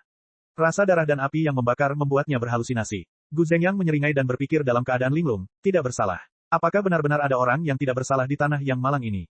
Hu benar, untungnya. Bandit menyerang kota terlebih dahulu. Kalau tidak, kita akan bergabung dengan bandit dan menjadi mayat hidup saat makanan habis dalam beberapa hari. Kiamat kedua sialan. Tidak masalah, tidak masalah. Kita telah berjuang begitu lama tanpa martabat, harapan, atau kemanusiaan di tanah yang jahat. Makna keberadaan kita telah layu. Namun, itu telah berubah menjadi hukuman yang paling kejam. Biarkan semuanya berakhir seperti ini. Kiamat kedua, kiamat yang sebenarnya. Pikiran Gu Zhengyang melayang ke 2 tahun lalu. 2 tahun lalu, Li Yao dan juara tinju menguasai kota besi besar, dan bertempur dalam pertempuran besar melawan kota di langit, bunga laba-laba merah. Kemudian, Li Yao menunggangi prajurit dewa raksasa di dalam apa yang disebut laba-laba merah. Lili, dan menghancurkan seluruh benteng orbit sinkron. Meskipun tindakan ini mengakhiri nasib tragis orang-orang di tanah jahat yang menjadi mainan. Namun, sejak saat itu, perang saudara telah pecah antara kaum revolusioner dan 4 keluarga besar. Kedua belah pihak telah memusatkan semua sumber daya mereka untuk memusnahkan pihak lain sekaligus. Mereka tidak punya waktu untuk peduli terhadap lokasi pengujian dan lapangan pengujian, yang mungkin telah ditinggalkan sejak lama. Bagi penduduk setempat, runtuhnya Red Spider Lily, City in the Sky, memiliki konsekuensi paling langsung, yaitu mereka tidak akan pernah mendapatkan sekotak makanan atau chip pembersih air dari orbit. Tanah tandus yang telah dibombardir dan tercemar adalah tanah tandus sejak awal. Bahkan tanaman yang dapat menahan dingin dan polusi seperti kertas emas pun sulit tumbuh di tanah yang penuh dengan radiasi dan racun. Hampir semua makanan disediakan oleh orbit. Itu juga karena penghuni langit. Di atas bunga lili laba-laba merah telah mencekik urat nadi kehidupan mereka sehingga setan-setan pribumi terpaksa menjadi mainan tanpa martabat dan harapan. Demi terbebas dari takdir menjadi mainan dan menjadi pribadi sejati yang bermartabat dan bermartabat, jalan yang ditempuh pun ditakdirkan penuh rintangan dan duri. Pada awalnya, puing-puing kota di langit, bunga laba-laba merah, merupakan rejeki nomplok bagi semua bandit dan warga sipil di seluruh negeri jahat, setidaknya di dataran tinggi darah tepat pada titik tumbukan. Secara teori, semua aset yang jatuh dari langit cukup bagi orang-orang untuk hidup hemat selama 3 hingga 5 tahun tanpa saling membunuh atau menjarah. Namun, selera makan seseorang terbatas, tetapi ambisi dan keserakahannya tidak terbatas. Kota di langit telah runtuh. Mulai sekarang, kita tidak akan pernah mendapatkan makanan dari langit lagi. Jatuhnya kota langit membawa banyak senjata paling canggih. Bukan hanya pesawat ulang-alik bersenjata supersonik, bahkan senjata paling mematikan seperti pakaian kristal dapat ditemukan di sini. Adapun senjata super, tidak hanya pesawat ulang-alik bersenjata supersonik, bahkan senjata paling mematikan seperti pakaian kristal dapat ditemukan di sini. Hanya kita yang bisa menangkap mereka, gerombolan bandit lain dan bahkan warga sipil pun akan bisa menangkap mereka. Di bawah 2 kondisi yang kejam itu, tidak sulit menebak apa yang akan terjadi pada tanah jahat yang berlumuran darah. Semua bandit itu tampaknya telah disuntik dengan stimulan dan dibakar. Mereka mengamuk dan menyerang bandit lain sebelum mereka mengetahui cara menggunakan senjata terbaik. Tujuan mereka adalah mencuri makanan dan senjata para bandit dan mengurangi jumlah mereka sebanyak mungkin. Kota di langit, bunga lili laba-laba merah, telah runtuh. Mulai sekarang, tidak akan ada lagi makanan yang jatuh dari langit, dan tanah terlantar tidak menghasilkan banyak makanan sejak awal. Dengan kata lain, jumlah total makanan di planet ini bersifat konstan dan menurun, dan trennya tidak dapat diubah lagi. Karena manusia harus mengonsumsi makanan saat mereka hidup, semakin sedikit jumlah penyintas, semakin banyak makanan yang bisa didapat setiap penyintas, yang berarti waktu bertahan hidup mereka akan lebih lama. Itu logika yang sederhana, bahkan seorang anak kecil pun bisa mengetahuinya. Bunuh orang lain dan ambil makanan mereka. Semakin sedikit orang, semakin sedikit ancaman yang akan ada. Semakin banyak makanan, semakin lama semua orang bisa hidup. Bab 2966 kembali ke rumah dalam kemuliaan. Begitulah, pembantaian dimulai. Itu adalah pembantaian yang paling kejam, 100 kali lebih berdarah dari biasanya. Itu karena semua orang terperangkap dalam kegilaan putus asa dan tahu bahwa mereka sekadar menikmati kesenangan kejam menjelang kematian mereka. Sasaran pertama para bandit adalah para bandit di sekitar. Dengan peralatan sihir canggih dan senjata canggih yang baru saja mereka peroleh, mereka bertarung hingga langit menjadi gelap dan darah mengalir seperti sungai. Makanan, senjata, dan amunisi yang seharusnya dapat membuat mereka tetap hidup selama beberapa tahun, seringkali habis terbakar dalam pertempuran brutal atau bahkan habis terbakar. Selama perang masih berlangsung, tujuan awalnya tidak akan berarti apa-apa. Binatang buas Taoti ini ditakdirkan untuk lepas kendali dan menggunakan kehidupan miliaran orang untuk mengisi kekosongan. Begitu saja, seluruh Bloodlines dan bahkan seluruh tanah jahat terbakar. Kerusakan yang disebabkan oleh pertempuran kacau yang mempengaruhi seluruh planet sebanding dengan bencana besar yang mengubah dunia. Seni bela diri ke negeri jahat. Semua orang menyebutnya Armageddon kedua. Hampir semua orang percaya bahwa kiamat kedua adalah yang sebenarnya dan mereka akan dikutuk. Namun naluri bertahan hidup memaksa mereka untuk menyia-nyiakan makanan, senjata, dan amunisi di tangan mereka, sehingga membuat mereka juga menjadi bagian dari kiamat. Hanya sedikit orang yang mampu tetap tenang dalam bencana gila ini. Misalnya, Gu Zhengyang, wali kota desa Taiping. Kepercayaannya kepada putrinya, Liu Li, dan muridnya, Han Te, terutama kepada Tetua Yao, yang misterius, membuatnya mengertakkan gigi dan mempertahankan sisa-sisa kemanusiaannya ketika seluruh negeri jahat jatuh ke dalam jurang kegelapan. Ketika kerusuhan dataran tinggi darah meletus dan banyak orang tak berdosa kehilangan rumah mereka dan memadati kota, dia telah menahan situasi yang akan runtuh dengan tangannya yang kokoh dan mengumpulkan banyak sisa-sisa, kota di langit, dan bunga lili laba-laba merah. Dia juga telah mengambil sejumlah makanan dan mensintesis jalur produksi makanan dan chip pembersih air. Dengan bantuan makanan, kota itu telah tumbuh semakin besar dan menjadi satu-satunya tanah murni dalam bencana tersebut. Namun, tidak ada telur yang utuh saat sarang itu terbalik. Karena seluruh tanah jahat terbakar habis, kiamat kota itu pun telah tiba. Para bandit di Blood Plateau telah menghabiskan semua makanan dan sebagian besar senjata serta amunisi mereka dalam pertikaian internal. Mereka telah kehilangan sedikit kemanusiaan dan sifat biadab mereka dan berubah menjadi makhluk lapar. Hantu. Ketika mereka berkumpul dalam gelombang hitam, satu-satunya persepsi mereka adalah rasa lapar, dan satu-satunya naluri mereka adalah menggigit. Bagi banyak bandit, satu-satunya senjata mereka adalah gigi mereka. Setelah menghancurkan beberapa desa kecil berturut-turut, kota Taiping yang tampak glamor menjadi target yang paling mempesona. Semua bandit dari dataran tinggi darah telah berkumpul di tempat ini. Mereka meraung dan menyerang kota Taiping. Sebagian besar bandit telah kehilangan nyawa mereka selama bertahun-tahun pertikaian internal. Bandit yang tersisa mungkin adalah orang-orang biasa di desa tertentu kemarin, tetapi itu tidak menghentikan mereka untuk melepaskan kekejaman mereka dan kebrutalan untuk mengusir rasa takut terhadap kiamat. Meskipun tentara kota Taiping kuat, mereka bukanlah gerombolan bandit sungguhan. Amunisi kristal mereka terbatas. Sementara itu, ada terlalu banyak bandit yang datang ke arah mereka dari segala arah. Para iblis yang berwujud manusia telah kehilangan akal sehat mereka sejak lama. Meskipun mereka tahu bahwa tidak mungkin untuk mengisi kekosongan itu. Lubang tak berdasar di tenggorokan setiap orang bahkan jika mereka menghancurkan kota kecil, mereka masih merangkak maju dan mencoba bertahan hidup selama 1 detik lagi, bahkan setengah detik. Itu tidak ada harapan. Semua orang harus mati bersama. Hari ini, tempat ini seharusnya menjadi akhir dari seluruh negeri jahat. Gu Zhengyang menarik napas panjang, punggungnya agak bungkuk. Kepala desa, di sampingnya, pria berotot bernama Erhu, tersenyum pahit. Andai saja kau mendengarkanku dan berjuang keluar dari masalahmu setengah tahun sebelumnya. Apa bedanya? Gu Zhengyang bertanya balik, jika aku keluar dan berubah menjadi geng bandit, bukankah aku akan berakhir seperti mereka? Erhu tertegun sejenak. Ia menyeka asap dari wajahnya dan bergumam, kalau begitu, bukankah kita sama seperti mereka sekarang? Itu berbeda. Gu Zhengyang menggelengkan kepalanya dan berkata pelan, kita berbeda. Kematian kita berbeda dengan kematian mereka. Kematian yang berbeda. Erhu berkata, apa penting? Dia akan mati juga. Penting, sangat penting. Setiap orang pasti terburu-buru menuju kematian sejak mereka lahir. Tentu saja, bagaimana mereka mati itu sangat penting. Gu Zhengyang menunjuk ke arah kerumunan padat di depannya dan berkata, mereka mati seperti anjing, dan kita mati seperti manusia. Apakah sama? Benar juga, paling tidak, semua orang di kota kita sudah mati seperti orang tolol. Erhu meludah dan mengambil Thunder Palms ke dalam sakunya, sebelum dia menempelkannya ke dadanya dan menjilat bibirnya yang kering. Dia tersenyum dan berkata, namun, akan lebih baik jika aku bisa mati dengan bahagia dan tidak jatuh ke tangan. Dari bajingan itu, ledakan, dia baru saja menyelesaikan kalimatnya ketika garis pertahanan terakhir di depan pangkalan itu dipenuhi bola api yang mengamuk. Para bandit tak berperi kemanusiaan itu akan melancarkan serangan terakhir mereka. Begitu tembok kota yang terbuat dari kerangka kapal antariksa itu ditembus, semua orang akan menjadi santapan mereka. Pada saat ini, Gu Zhengyang tidak memiliki penyesalan atau kekhawatiran apapun, kecuali putri dan muridnya yang telah lama pergi. Lili dan Han Te. Apakah mereka baik-baik saja? Saya harap mereka bisa keluar dari neraka dunia ini dan menemukan surga sejati di mana tidak ada perang, kelaparan, dan kedamaian. Mata kering Gu Zhengyang terhalang oleh lapisan cairan kotor. Ia merasa sedang berhalusinasi, seolah muridnya Han Te sedang menyeringai padanya di tengah awan yang membara. Kepala pengawas Han, Anda harus menjaga Liu Li dengan baik. Dengan begitu, saya bisa memejamkan mata dengan tenang. Gu Zhengyang tersenyum lega dan berkedip. Kemudian, ia menemukan bahwa ilusi itu belum hilang. Wajah Han Te yang murahan dan tersenyum masih mengambang di tengah awan yang terbakar. Ia tersenyum begitu lebar hingga sudut mulutnya hampir terkoyak. Gu Zhengyang linglung sejenak dan berkedip. Itu masih di sini. Itu masih di sini. Itu benar-benar aneh. Ilusi kali ini terlalu nyata. Aku tidak bisa menyingkirkannya tidak peduli bagaimana aku melihatnya. Terlebih lagi, itu sangat jelas dan terperinci. Mungkinkah rasa laparku telah membuatku kehilangan akal sehatku? Dari pemboman, apakah itu sebabnya aku berhalusinasi? Desa, kepala desa, pada saat ini, Erhu, yang berada di sebelahnya, tercengang dan berseru, Hante. Bukankah itu Hante? Di awan. Apa, itu bukan ilusi? Mulut Gu Zhengyang pun ternganga lebar, saat ia menatap awan yang terbakar itu dengan tak percaya. Ahahaha. Semua penduduk desa di kota itu sudah bersiap untuk binasa bersamanya, berharap mereka bisa mati dengan cepat.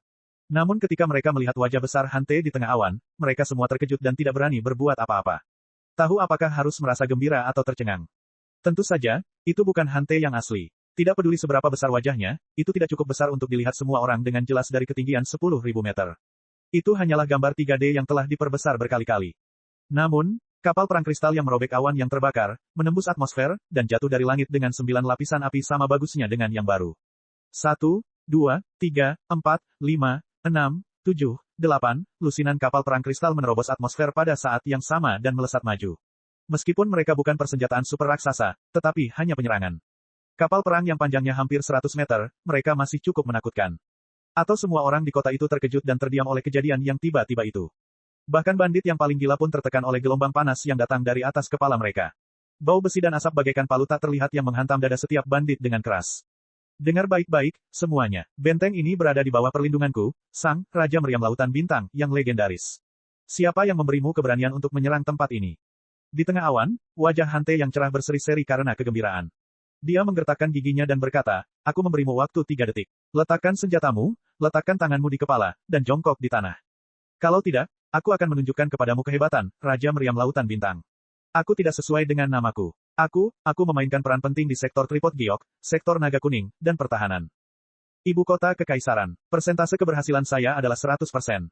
Para bandit di bawah saling berpandangan dengan bingung, tidak tahu apa yang sedang dibicarakannya. Bahkan Gu Zhengyang menutupi wajahnya dengan tangannya, merasa malu untuk muridnya. Sialan, jarang sekali aku pulang ke kampung halamanku dengan gembira. Apa tidak ada yang menganggapku serius? Hante menggertakkan giginya. Kepala kapal penyerang itu berkedip, menunjukkan bahwa, granat setrum, yang tak terhitung jumlahnya yang terbuat dari udara terkompresi telah diledakkan di puluhan kilometer persegi di sekitar kota. Gelombang udara yang dihasilkan oleh ekspansi udara terkompresi yang tiba-tiba bagaikan guntur di telinga para bandit, membuat mereka pusing dan tidak dapat berdiri tegak. Mereka semua jatuh ke tanah dan muntah. Yang mematahkan tekad para bandit adalah kota-kota kayu yang tak terhitung jumlahnya yang dijatuhkan dari langit. Kota-kota kayu itu tidak menggunakan parasut atau bantalan dengan sengaja dan jatuh begitu saja ke tanah. Di mana aroma nikmat makanan sintetis menyebar. Makanan. Sebagian besar bandit telah didorong oleh rasa lapar ke dalam arus pembunuhan sejak awal. Sekarang setelah Hante sengaja melemparkan banyak makanan sintetis di belakang mereka, tidak ada waktu bagi mereka untuk peduli tentang kota. Mereka semua berbalik dan bergegas ke titik distribusi makanan sintetis. Sebuah lingkaran kekosongan aneh muncul di sekitar kota. Tuan, dan warga kota lainnya, jangan takut. Agen khusus Han, yang sudah lama ditunggu-tunggu kehadirannya, sudah kembali. Di kapal penyerang di depan, seorang EXO, setelah berpose cukup lama, melompat dan jatuh dari ketinggian ratusan meter di langit seperti bola meriam. Dia mendarat dengan lututnya tanpa masalah, menimbulkan ledakan puluhan kali. Meter tingginya, bab 2967 prajurit ilahi turun dari surga. Tentu saja, itu adalah Hante. Ngomong-ngomong, dialah yang merasakan perbedaan terbesar dalam tim Liao. Bukan karena ada yang salah dengan penampilannya selama petualangannya di Lautan Bintang. Faktanya, hanya dalam beberapa tahun, dia telah memahami esensi pengendalian api Boss Bai dan menjadi salah satu perwira pengendali api terbaik di armada koalisi pembakar. Ia juga telah memenangkan hati ribuan saudari yang menawan. Pengalaman Hante sudah cukup untuk menulis novel yang menggetarkan jiwa. Sayangnya, perbandingannya menjijikkan. Sekalipun dia tidak dibandingkan dengan Old Yao, yang seperti monster, dibandingkan dengan pesaing terbesarnya Li Jialing, ya, jarak antara keduanya masih terlalu besar. Ketika mereka pertama kali bertemu, Hante adalah seorang pemuda dari Tanah Tandus, dan Li Jialing adalah subjek percobaan di Red Spider Lilies, sebuah kota di langit. Kesenjangan antara keduanya masih terlihat dengan mata telanjang. Tampaknya mereka dapat menyalip satu sama lain jika mereka mengertakkan gigi dan mengalami satu atau dua kejadian kebetulan. Mengenai kejadian kebetulan, Hante cukup percaya diri. Sungguh lelucon. Bahkan, Yao Tua, yang legendaris telah digali olehnya. Bukankah seharusnya dia menerima banyak kejadian kebetulan dan mencapai puncak? Hidupnya dengan mudah, menjadi pemenang terbesar di alam semesta Pangu. Siapa yang mengira bahwa bukan dia yang mengalami pertemuan yang tidak disengaja itu, tetapi Li Jialing. Atau lebih tepatnya, saat dia bertemu Li Jialing, semua keberuntungannya telah dicuri oleh anak itu. Li Jialing yang malang itu tiba-tiba berubah menjadi Wu Yingling, dan menjadi kaisar imperium manusia sejati. Ini. Kali ini, jarak antara Hante dan lawannya bahkan lebih besar dari jarak antara cambuk dan ular piton. Bagaimana mungkin pemuda dari Wastelen ini, yang kepalanya dipenuhi dengan cita-cita luhur, tahan banting ini? Bahkan jika dia menjadi salah satu dari 3 perwira pengendali api super teratas di seluruh alam semesta Pangu, dia masih akan jauh dari kaisar. Dia telah menahan amarahnya di Lautan Bintang. Sekarang setelah dia kembali ke kampung halamannya, dia akhirnya bisa bersenang-senang dan memainkan peran sebagai penyelamat di depan kampung halamannya. Han berpikir dengan gembira, tetapi dia merasa suasananya agak aneh. Ya, penduduk desa dan para bandit Blood Plateau semuanya terdiam, seolah-olah mereka terperangkap dalam keterkejutan dan ketakutan yang luar biasa. Namun, rasa kaget dan takut itu tampaknya tidak disebabkan oleh dirinya sendiri. Semua orang menatap langit di luar kepalanya. Suara-suara memekakkan telinga bergema di langit lagi, seolah-olah gunung besi sedang runtuh. Tidak mungkin, Tuan Raja Tinju, bukankah kau bilang kau akan membiarkanku pamer selama 5 menit sebelum kau turun dari langit? Bagaimana kau bisa melakukan ini? Awalnya, Hante tercengang. Kemudian, dia melambaikan tinjunya ke langit dengan sedih dan marah. Di langit, dikelilingi oleh kapal-kapal penyerang luar angkasa, raksasa besi persegi bergegas mendekat, diliputi warna kemerahan. Sekilas, itu tampak seperti versi yang ditingkatkan dari kota besi besar yang telah menekan seluruh dataran tinggi darah. Tingginya hampir 100 meter, dikelilingi oleh rel yang tak terhitung jumlahnya, tertanam dengan paku keling, dan didukung oleh meriam hitam, merah, dan ganas yang tak terhitung jumlahnya. Arus udara melonjak, dan busur listrik menari-nari. Bola petir melonjak dengan gila-gilaan. Meskipun mereka masih berada lebih dari 1000 meter di langit, tekanan dari pakaian kristal itu hampir membekukan udara dalam radius 100 km persegi. Rambut semua orang berdiri, mata mereka kering. Jari-jari mereka mati rasa dan kuku mereka retak. Ledakan, versi Grand Iron City yang ditingkatkan jatuh ke tanah dengan keras, menimbulkan ledakan setinggi ratusan meter. Debu segera menenggelamkan Hante dan bandit lainnya. Itu 100 kali lebih menakutkan daripada saat Hante mendarat tadi. Retak, retak, retak, retak. Setelah serangkaian suara mekanis yang memekakkan telinga, versi terbaru dari Iron City berdiri seperti binatang baja raksasa. Setiap meriam memancarkan kecerahan yang membakar dan melotot ke arah bandit di dekatnya seperti gerombolan yang tak terhitung jumlahnya. Mata merah, itu adalah tubuh baru Fist King, versi 2.0 dari Grand Iron City. Pada levelnya, dengan bantuan Federasi Star Glory, dan Aliansi Sanctuary, yang menyediakan fasilitas peleburan tercanggih dan bengkel desain peralatan magis, itu tidak perlu membangun cangkang yang kasar dan besar seperti itu. Namun, mengingat bahwa Raja Tinju Lei Zhongli, Raja Bandit terkenal di masa lalu, sangat bermanfaat bagi operasi untuk menekan para perusuh dan memulihkan ketertiban, dia muncul di tanah jahat dengan penampilan yang mengagumkan. Ada orang lain, apakah kamu ingat siapa aku? Suara-suara gemuruh bergema jauh di dalam pabrik, seolah-olah banjir telah menerobos bendungan dan berkumpul menjadi gelombang kotor yang menghancurkan gendang telinga dan hati semua bandit. Seperti yang diharapkan, sekalipun semua bandit dikuasai oleh rasa lapar dan ganas, mereka tidak akan melupakan ketangguhan dan kebrutalan Raja Tinju Lei Zhongli. Adegan di mana juara tinju mengendarai Grand Iron City ke Red Spider Lilies di City in the Sky bagaikan besi solder yang tingginya ribuan derajat. Itu terukir dalam di otak para bandit dan menjadi kenangan yang tak terlupakan. Itu juara tinju. Itulah juara tinju. Dia belum mati. Dia kembali. Sang juara tinju kembali. Sang juara tinju kembali dengan banyak pesawat antariksa. Dari mana dia berasal? Bagaimana mungkin? Bertahun-tahun yang lalu, dia adalah musuh Deva. Dia bahkan meledakkan kota di langit dan membuat marah para Deva, yang menyebabkan Armageddon kedua. Bagaimana dia bisa kembali? Dia benar-benar kembali. Apakah dia membunuh semua dewa? Auranya 10 kali lebih kuat dari sebelumnya. Dia memiliki kekuatan iblis. Aku khawatir dia bahkan bisa meninju jas kristal satu persatu. Tidak ada yang bisa menghentikannya. Raja Tinju, Raja Tinju. Untuk sesaat, semua bandit kehilangan kekuatan mereka karena aura Raja Tinju yang luar biasa. Seseorang memimpin dan mereka semua berlutut dan membungkuk kepada Raja Tinju.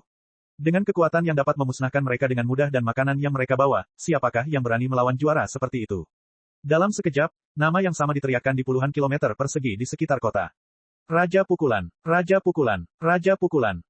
Hanya ada beberapa suara sumbang. Apa kau bercanda? Itu bukan rencananya, aku belum menunjukkan wajahku, dan aku sudah menyiapkan pidato tentang kembalinya aku yang glamor, aku bintang dari operasi ini, oke. Bagaimana aku bisa menjadi juara tinju tanpa alasan? Alasan, hei, adakah yang bisa mendengarku? Tetua kampung halaman yang terhormat. Aku Hante. Aku adalah Raja Meriam dari Lautan Bintang. Aku. Hante menatap sang juara tinju tanpa daya. Di atas kota besi, di tempat yang tampaknya merupakan bahu sang juara tinju, penutupnya dibuka, dan seorang gadis muda dengan mata cerah merangkak keluar. Ayah, Liu Li memegang bahu Raja Tinju. Air matanya sudah mengalir deras. Dia melambaikan tangannya dengan keras ke arah kota. Ayah, kami kembali. Kami kembali dengan harapan. Setengah hari kemudian, karena tertarik dengan aura sang juara tinju dan makanannya, ketertiban kembali pulih di 50 km persegi di sekitar kota. Tenda-tenda yang tak terhitung jumlahnya berjejer. Sekelompok besar boneka pertempuran bergerak maju mundur di antara tenda-tenda di bawah kendali Raja Tinju, mengawasi para bandit yang baru saja tenang. Kamp itu adalah kamp pengungsi dan kamp tahanan, seperti identitas para bandit.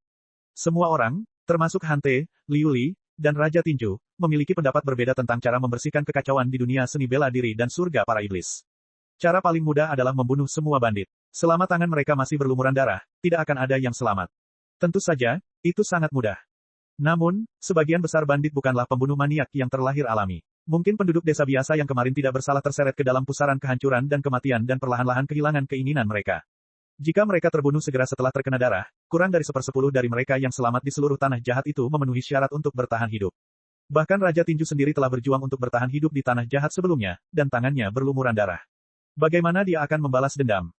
Oleh karena itu, setelah berdiskusi berulang kali, semua orang sepakat dengan suara bulat bahwa mereka akan membawa harapan ke negeri jahat daripada membunuh.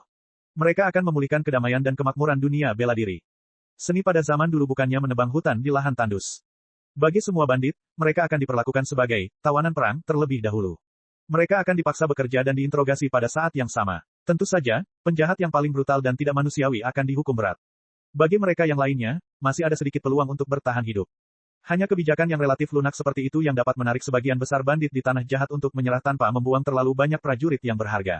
Bagaimanapun, imperium manusia sejati berada dalam keadaan seribu hal-hal yang menunggu untuk diselesaikan. Ketertiban ratusan sektor belum dipulihkan. Tidak ada waktu tersisa untuk kekacauan di negeri jahat itu. Di tembok terakhir kota, Gu Zhengyang menatap dunia yang telah berubah warna di depannya. Dari tenda-tenda yang padat dan kerumunan yang patuh, hingga kapal perang kristal yang menjatuhkan semua jenis aset ke dalam langit, ke pesawat ulang-alik bersenjata otomatis dan boneka pertempuran yang terbang ratusan kilometer di dekatnya, ke putrinya yang bersandar padanya dan menceritakan kisah petualangan mereka di lautan bintang di. Semangatnya yang tinggi, dia benar-benar terharu hingga menitikkan air mata. Petik 2, titik. Saat Tuan Yao tidak berdaya dan hanya bisa menyaksikan dua bocah nakal bernama Fuxi dan Lu Qingchen pamer, Raja Tinju akhirnya tiba. Mata Liu Li terbuka lebar. Dia melambaikan tinjunya dengan berlebihan dan berkata, ketika Tuan Yao melihat Raja Tinju, dia menangis kegirangan dan memohon bantuan Raja Tinju. Raja Tinju tidak ragu-ragu dan meninju, Fuxi, dan Lu Qingchen pergi. Begitu saja, dia menyelamatkan ibu kota dan kita semua. Saat ini, seluruh kekaisaran perlahan-lahan mulai tenang. Ketertiban normal telah dipulihkan ke dunia seribu besar satu demi satu, dan mereka telah kembali ke pemerintahan Yang Mulia Kaisar. Dan Yang Mulia Kaisar berterima kasih atas kontribusi luar biasa Tuan Raja Tinju dalam membela ibu kota kekaisaran. Dia bahkan telah memaafkan semua kejahatan yang telah dilakukan Wu Yingren dan memberikan Tuan Raja Tinju sebuah jumlah sumber daya yang sangat besar untuk menghilangkan polusi radiasi di tanah jahat dan membangun kembali rumah kita. Karena itu, Ayah, selama Raja Tinju ada di sini, semuanya akan baik-baik saja. Ayah tidak perlu khawatir bahwa dia adalah bandit dari masa lalu dan berpikir bahwa dia akan menjadi seorang tiran. Sama sekali tidak ada hal seperti itu. Dia bahkan mengambil inisiatif untuk mengatakan bahwa dia mengagumi kegigihan Ayah dalam kemanusiaan di tanah jahat dan bahwa dia tidak berkolusi dengan para bandit. Dia benar-benar ingin bertemu denganmu, belajar darimu, dan membangun kembali tanah jahat bersamamu. Sungguh, secara pribadi, Raja Tinju adalah pria yang sangat lembut dan sabar. Apapun yang dikatakan orang lain, menurutku dia adalah pahlawan sejati. Bab 2968 Penyihir Hebat. Melihat putrinya yang semakin dewasa dan sikap keras kepala di matanya semakin mirip dengan ibunya dan istrinya, Gu Zhengyang tidak bisa berbuat apa-apa selain menganggukkan kepalanya dengan konyol. Senyum. Ayah, lihat. Liu Li berdiri berjinjit dan menunjuk ke area pembongkaran kapal perang kristal tidak jauh dari sana. Dia berkata, itu adalah komponen dari sistem keseimbangan iklim, obat khusus untuk membersihkan tanah yang telah terkontaminasi oleh radiasi, dan pupuk baru yang disediakan oleh para ahli biokimia dari Federasi. Dengan mereka, tidak hanya iklim di tanah tandus akan stabil lagi, cuaca akan menjadi sejuk setiap tahun. Dan tanah yang telah terkontaminasi oleh radiasi akan berangsur-angsur menjadi bersih dan subur. Belum lagi melimpahnya biji-bijian, paling tidak, foil emas harus dapat ditanam dalam jumlah besar dan bertahan hidup. Sepanjang hidupku, aku berusaha menanam banyak gold caltrops agar tanah yang jahat bisa kembali damai.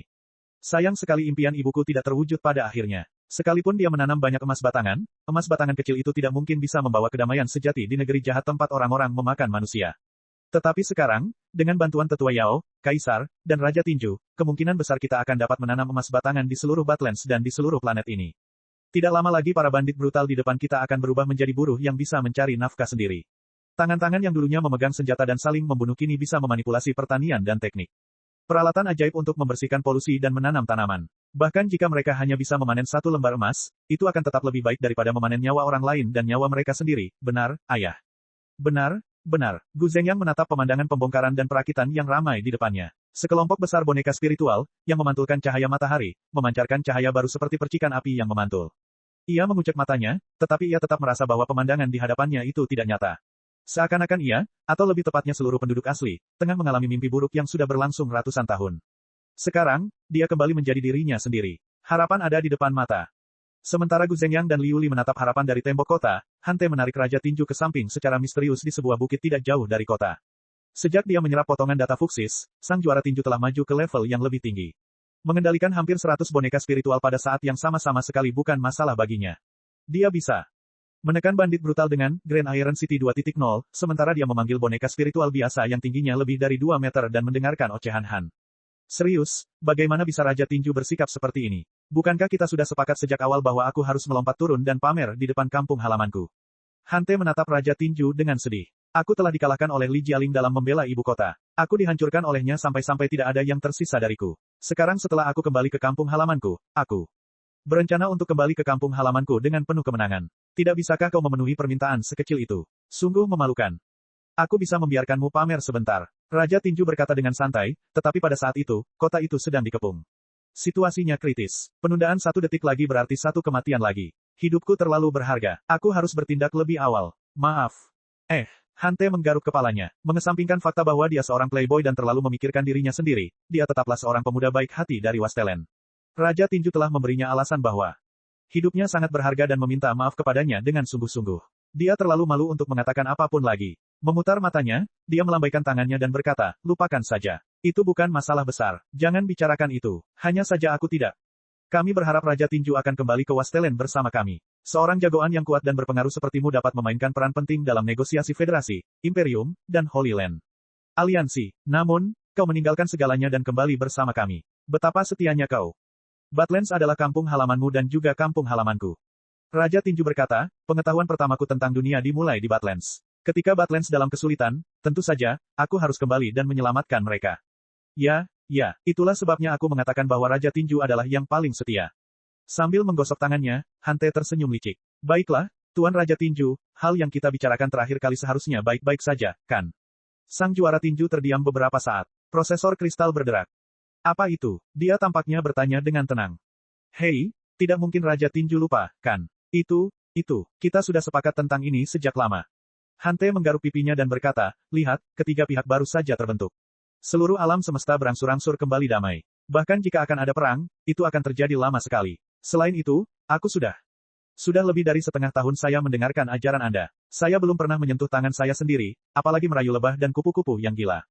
Aku sudah memikirkannya. Perasaanku pada Liu Li tulus. Aku sangat menyukainya. Aku tidak hanya memperlakukannya sebagai kekasih masa kecilku, tetapi pesaingku juga sangat kuat. Sialan, sainganku dalam cinta adalah Kaisar. Imperium manusia sejati. Apakah ada keadilan di dunia ini? Apakah ada hukum di dunia ini? Para dewa sedang mempermainkanku. Untungnya, aku memiliki keuntungan karena berada di posisi yang menguntungkan.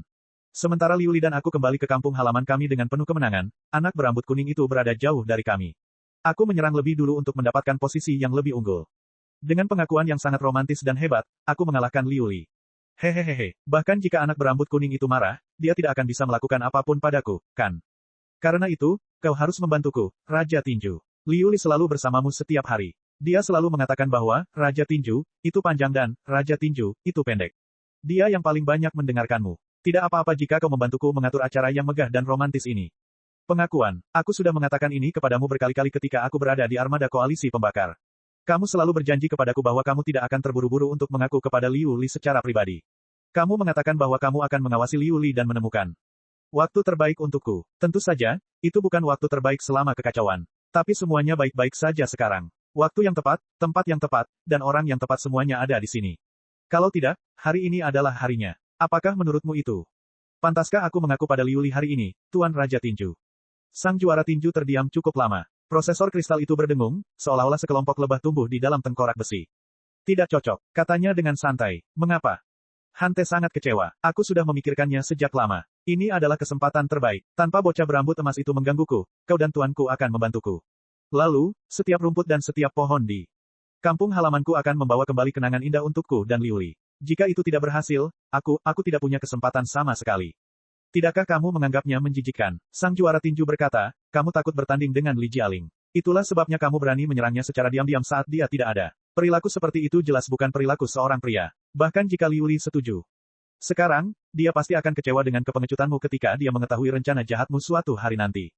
Dengan baik, wajah Hante pucat seperti tersambar petir. Aku takut pada Li Jialing. Aku penakut. Liuli akan kecewa padaku. Perkataan sang juara tinju itu tepat sekali. Dihadapkan dengan kecerdasan sang kaisar imperium manusia sejati, bagaimana mungkin dia, seorang pemuda yang tidak punya apa-apa, tidak merasa takut, frustrasi, atau takut. Lagi pula, kamu tidak akan berhasil. Raja tinju berkata dengan dingin, seperti kata pepatah, pengakuan dosa bukanlah teriakan perang, tetapi lagu kemenangan demi kemenangan. Liuli adalah gadis yang sangat polos, murni, dan baik hati. Saat ini, dia memperlakukanmu sebagai saudaranya. Sepenuh hati dan tidak memiliki pikiran lain. Apakah ada peluang keberhasilan 5% jika Anda mengaku kepadanya dengan cara yang begitu lugas? Anda benar-benar meminta kematian Anda sendiri. Betapa bodohnya. Hante tertegun cukup lama. Ia mendengus dan berjongkok, memegangi kepalanya, sambil mendesah dan berkata, aku tahu aku terlalu gegabah, tapi saingan cintaku terlalu tangguh. Tidak akan ada kesempatan kedua setelah ini. Saat aku kembali ke bintang-bintang dan menghadapi bocah berambut emas sialan itu, bagaimana jika dia ingin Liuli menjadi permaisuri kekaisaran?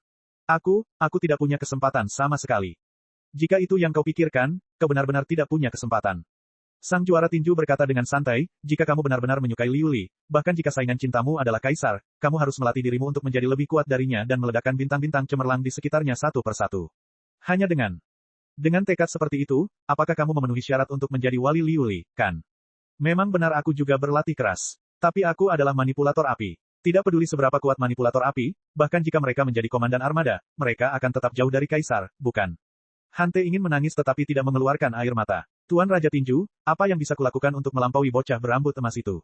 Aku sama sekali tidak melihat harapan. Sebaiknya aku mengaku kepada Liuli sekarang juga dan mengatakan bahwa aku pemalu atau tidak tahu malu. Terserahlah, aku mungkin akan berusaha sebaik mungkin. Bagaimana kalau? Jangan cemas. Jangan gegabah. Bukankah aku sudah berjanji untuk membantumu? Mata kristal Raja Tinju berkilauan. Bahkan jika saingan cintamu adalah kaisar imperium manusia sejati, kau mungkin masih punya cara untuk melampauinya.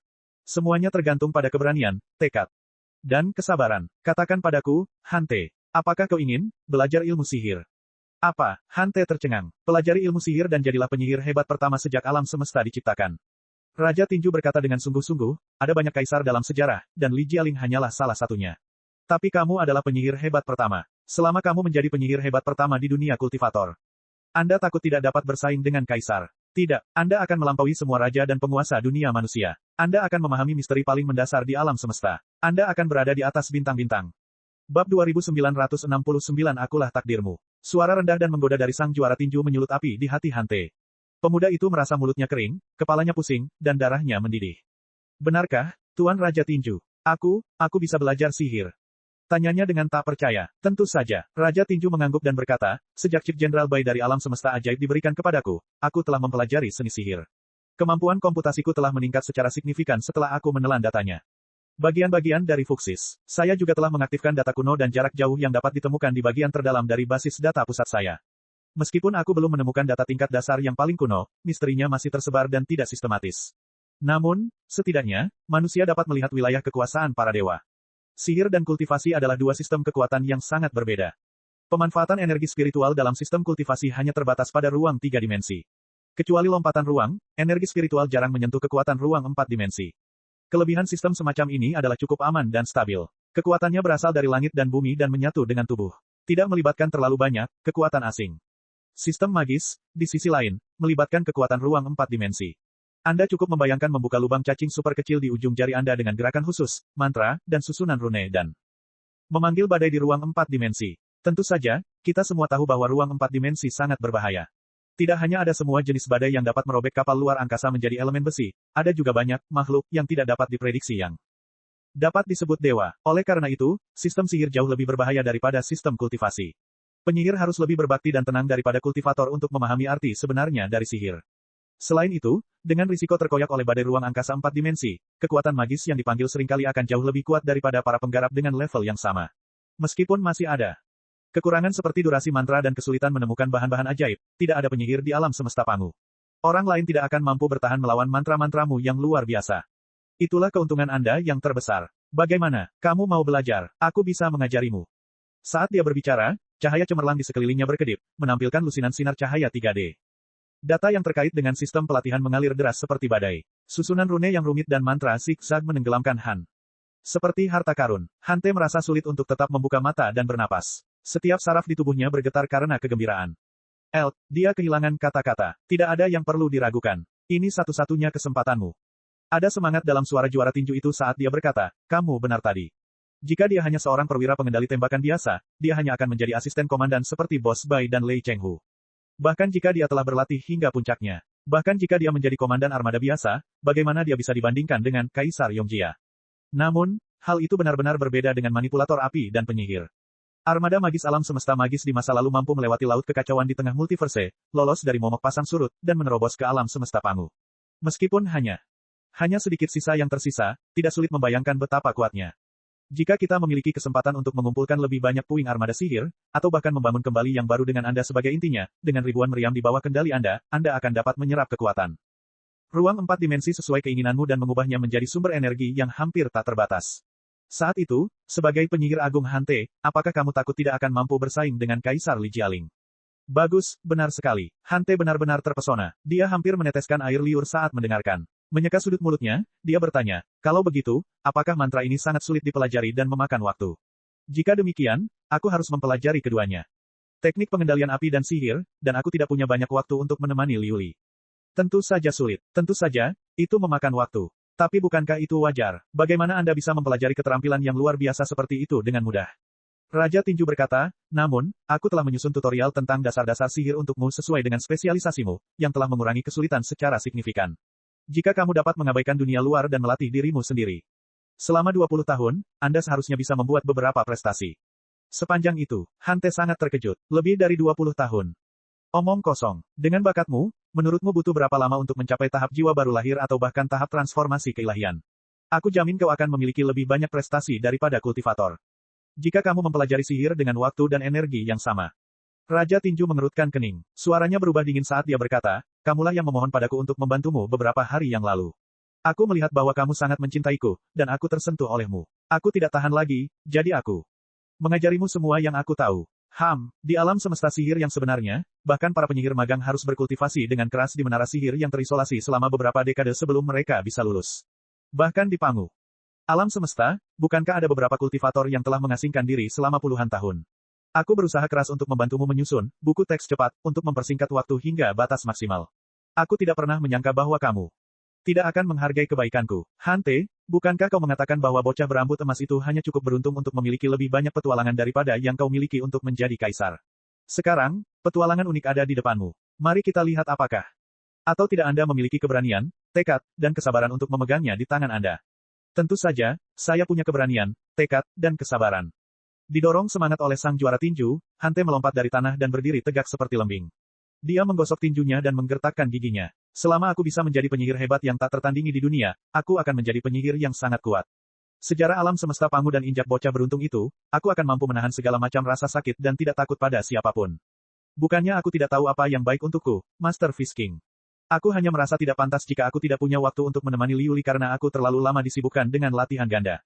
Ada apa dengan itu? Raja Tinju berkata, pria dengan karir dan kemampuannya sendiri adalah pria yang paling menawan. Apakah kamu ingin menjadi pecundang yang tidak mencapai apapun di hati Liu Li dan hanya tahu cara berbicara besar? Dengan baik, Hante menggaruk rambutnya. Itu benar. Lagi pula, saat ini, kesan Liu Li terhadapmu hanyalah sebagai seorang kakak laki-laki yang tumbuh bersamamu. Jika kalian berdua akur siang dan malam, kesan ini akan sulit diubah.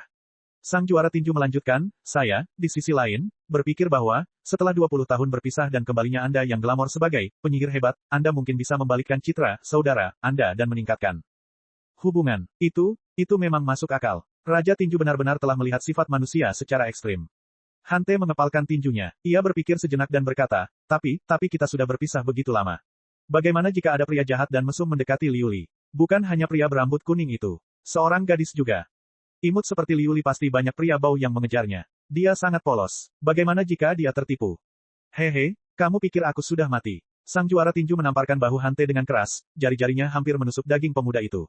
Yakinlah, aku berjanji padamu bahwa kau tidak akan membiarkan siapapun dengan niat jahat mendekati Liu Li, termasuk Kaisar kami. Tuan Boxer, Han lebih tersentuh dari sebelumnya. Kemudian dia memikirkan pertanyaan lain.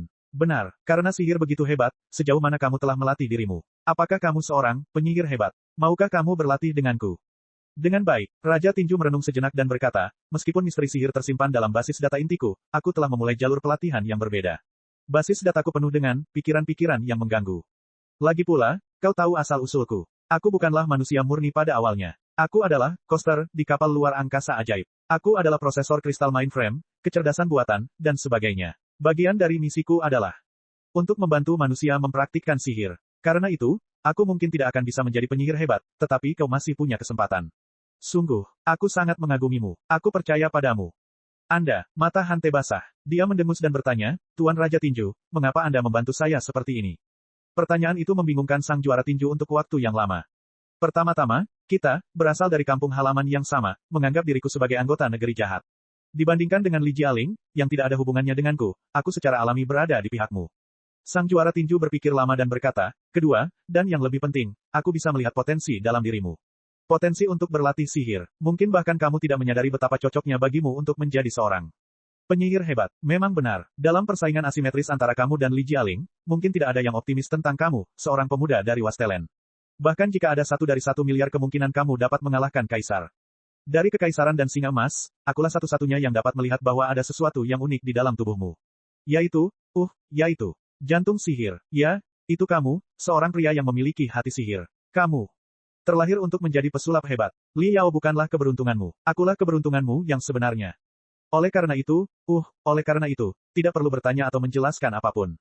Singkatnya, percayalah pada diri sendiri, ciptakan keajaiban, lampaui semua batasan, dan buat semua hal yang tidak mungkin menjadi mungkin. Dengarkan tuntunan dari hati. Sihir, dan kejar impianmu dengan berani. Penyihir Agung Hante.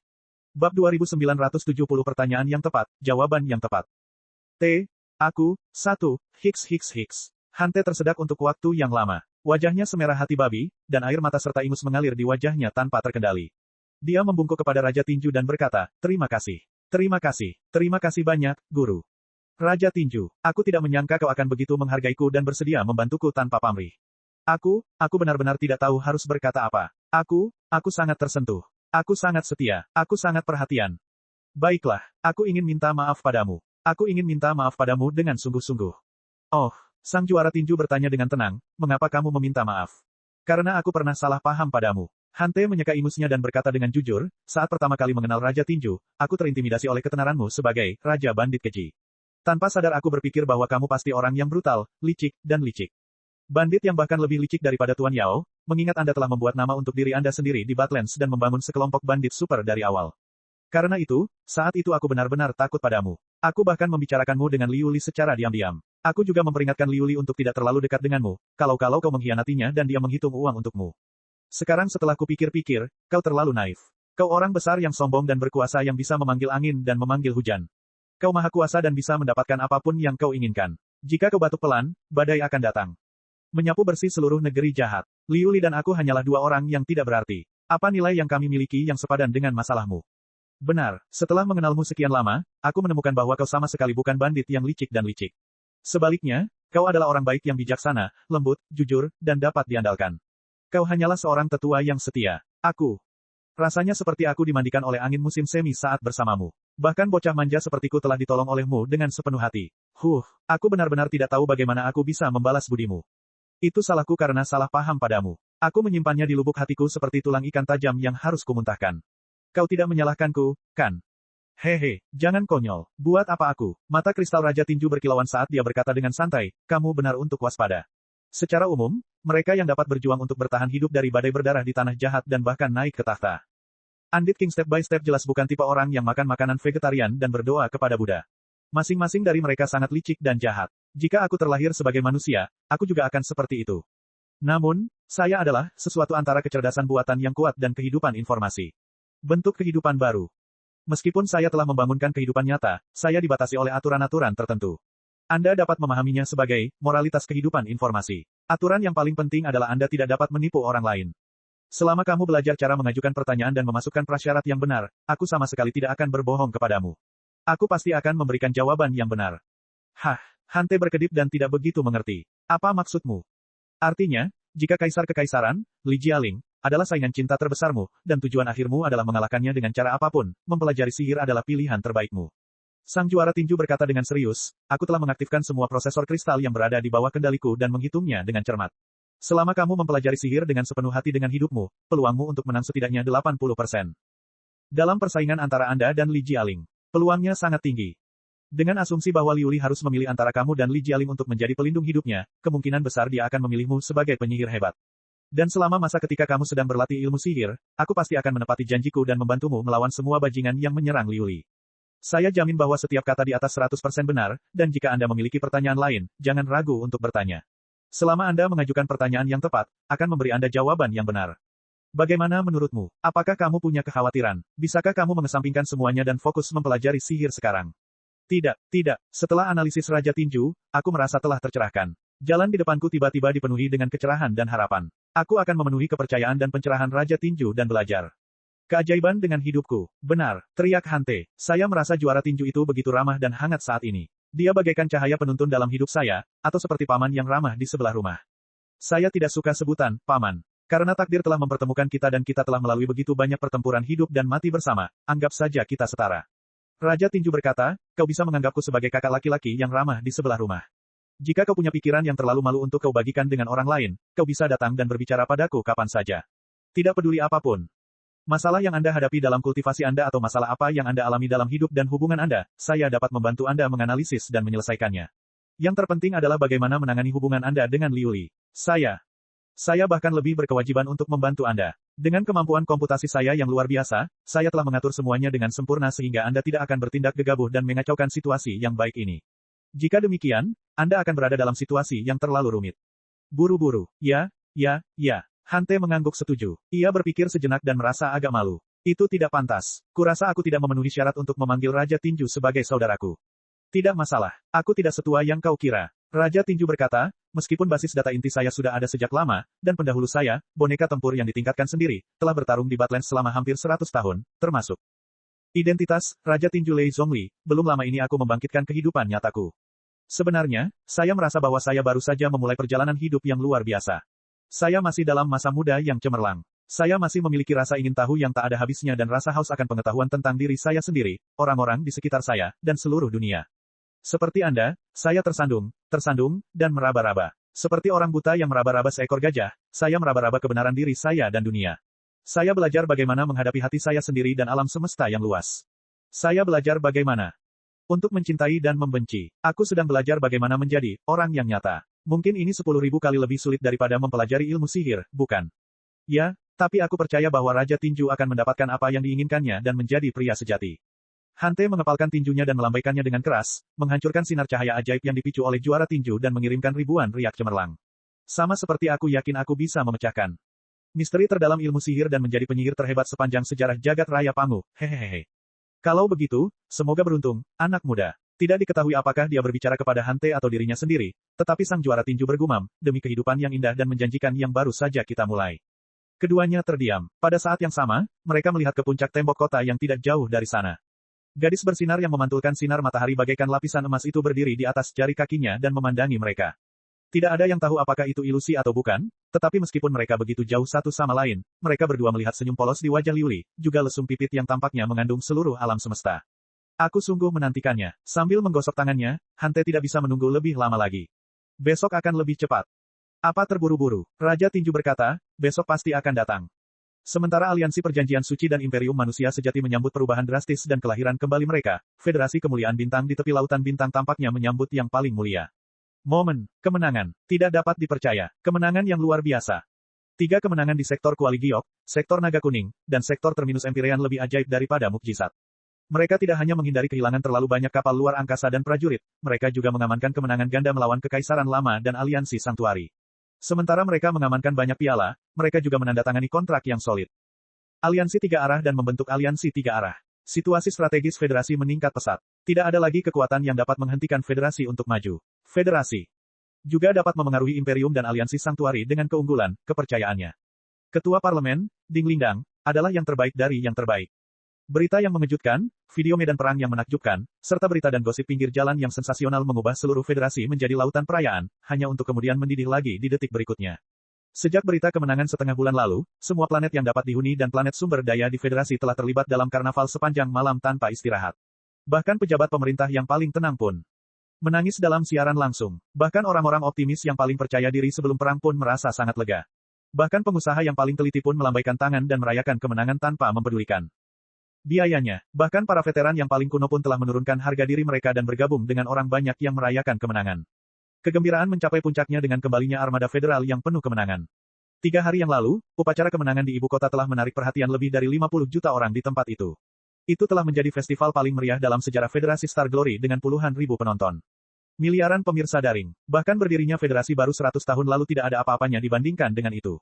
Sekarang, itu adalah kota militer lain milik federasi. Kampung halaman Liao, Peng Hai, dan banyak ahli lainnya, serta markas dari 500 sekte teratas federasi seperti Glorious Sunlight Group, merupakan upacara kemenangan besar Floating Spear City. Cek cek cek cek cek cek cek cek. Rakan-rakan kultivator sekalian, sebelum retret, sila terus berkultivasi untuk jurus subscribe, like, share dan komentar agar sekte novel Sadim terus berkembang pesat.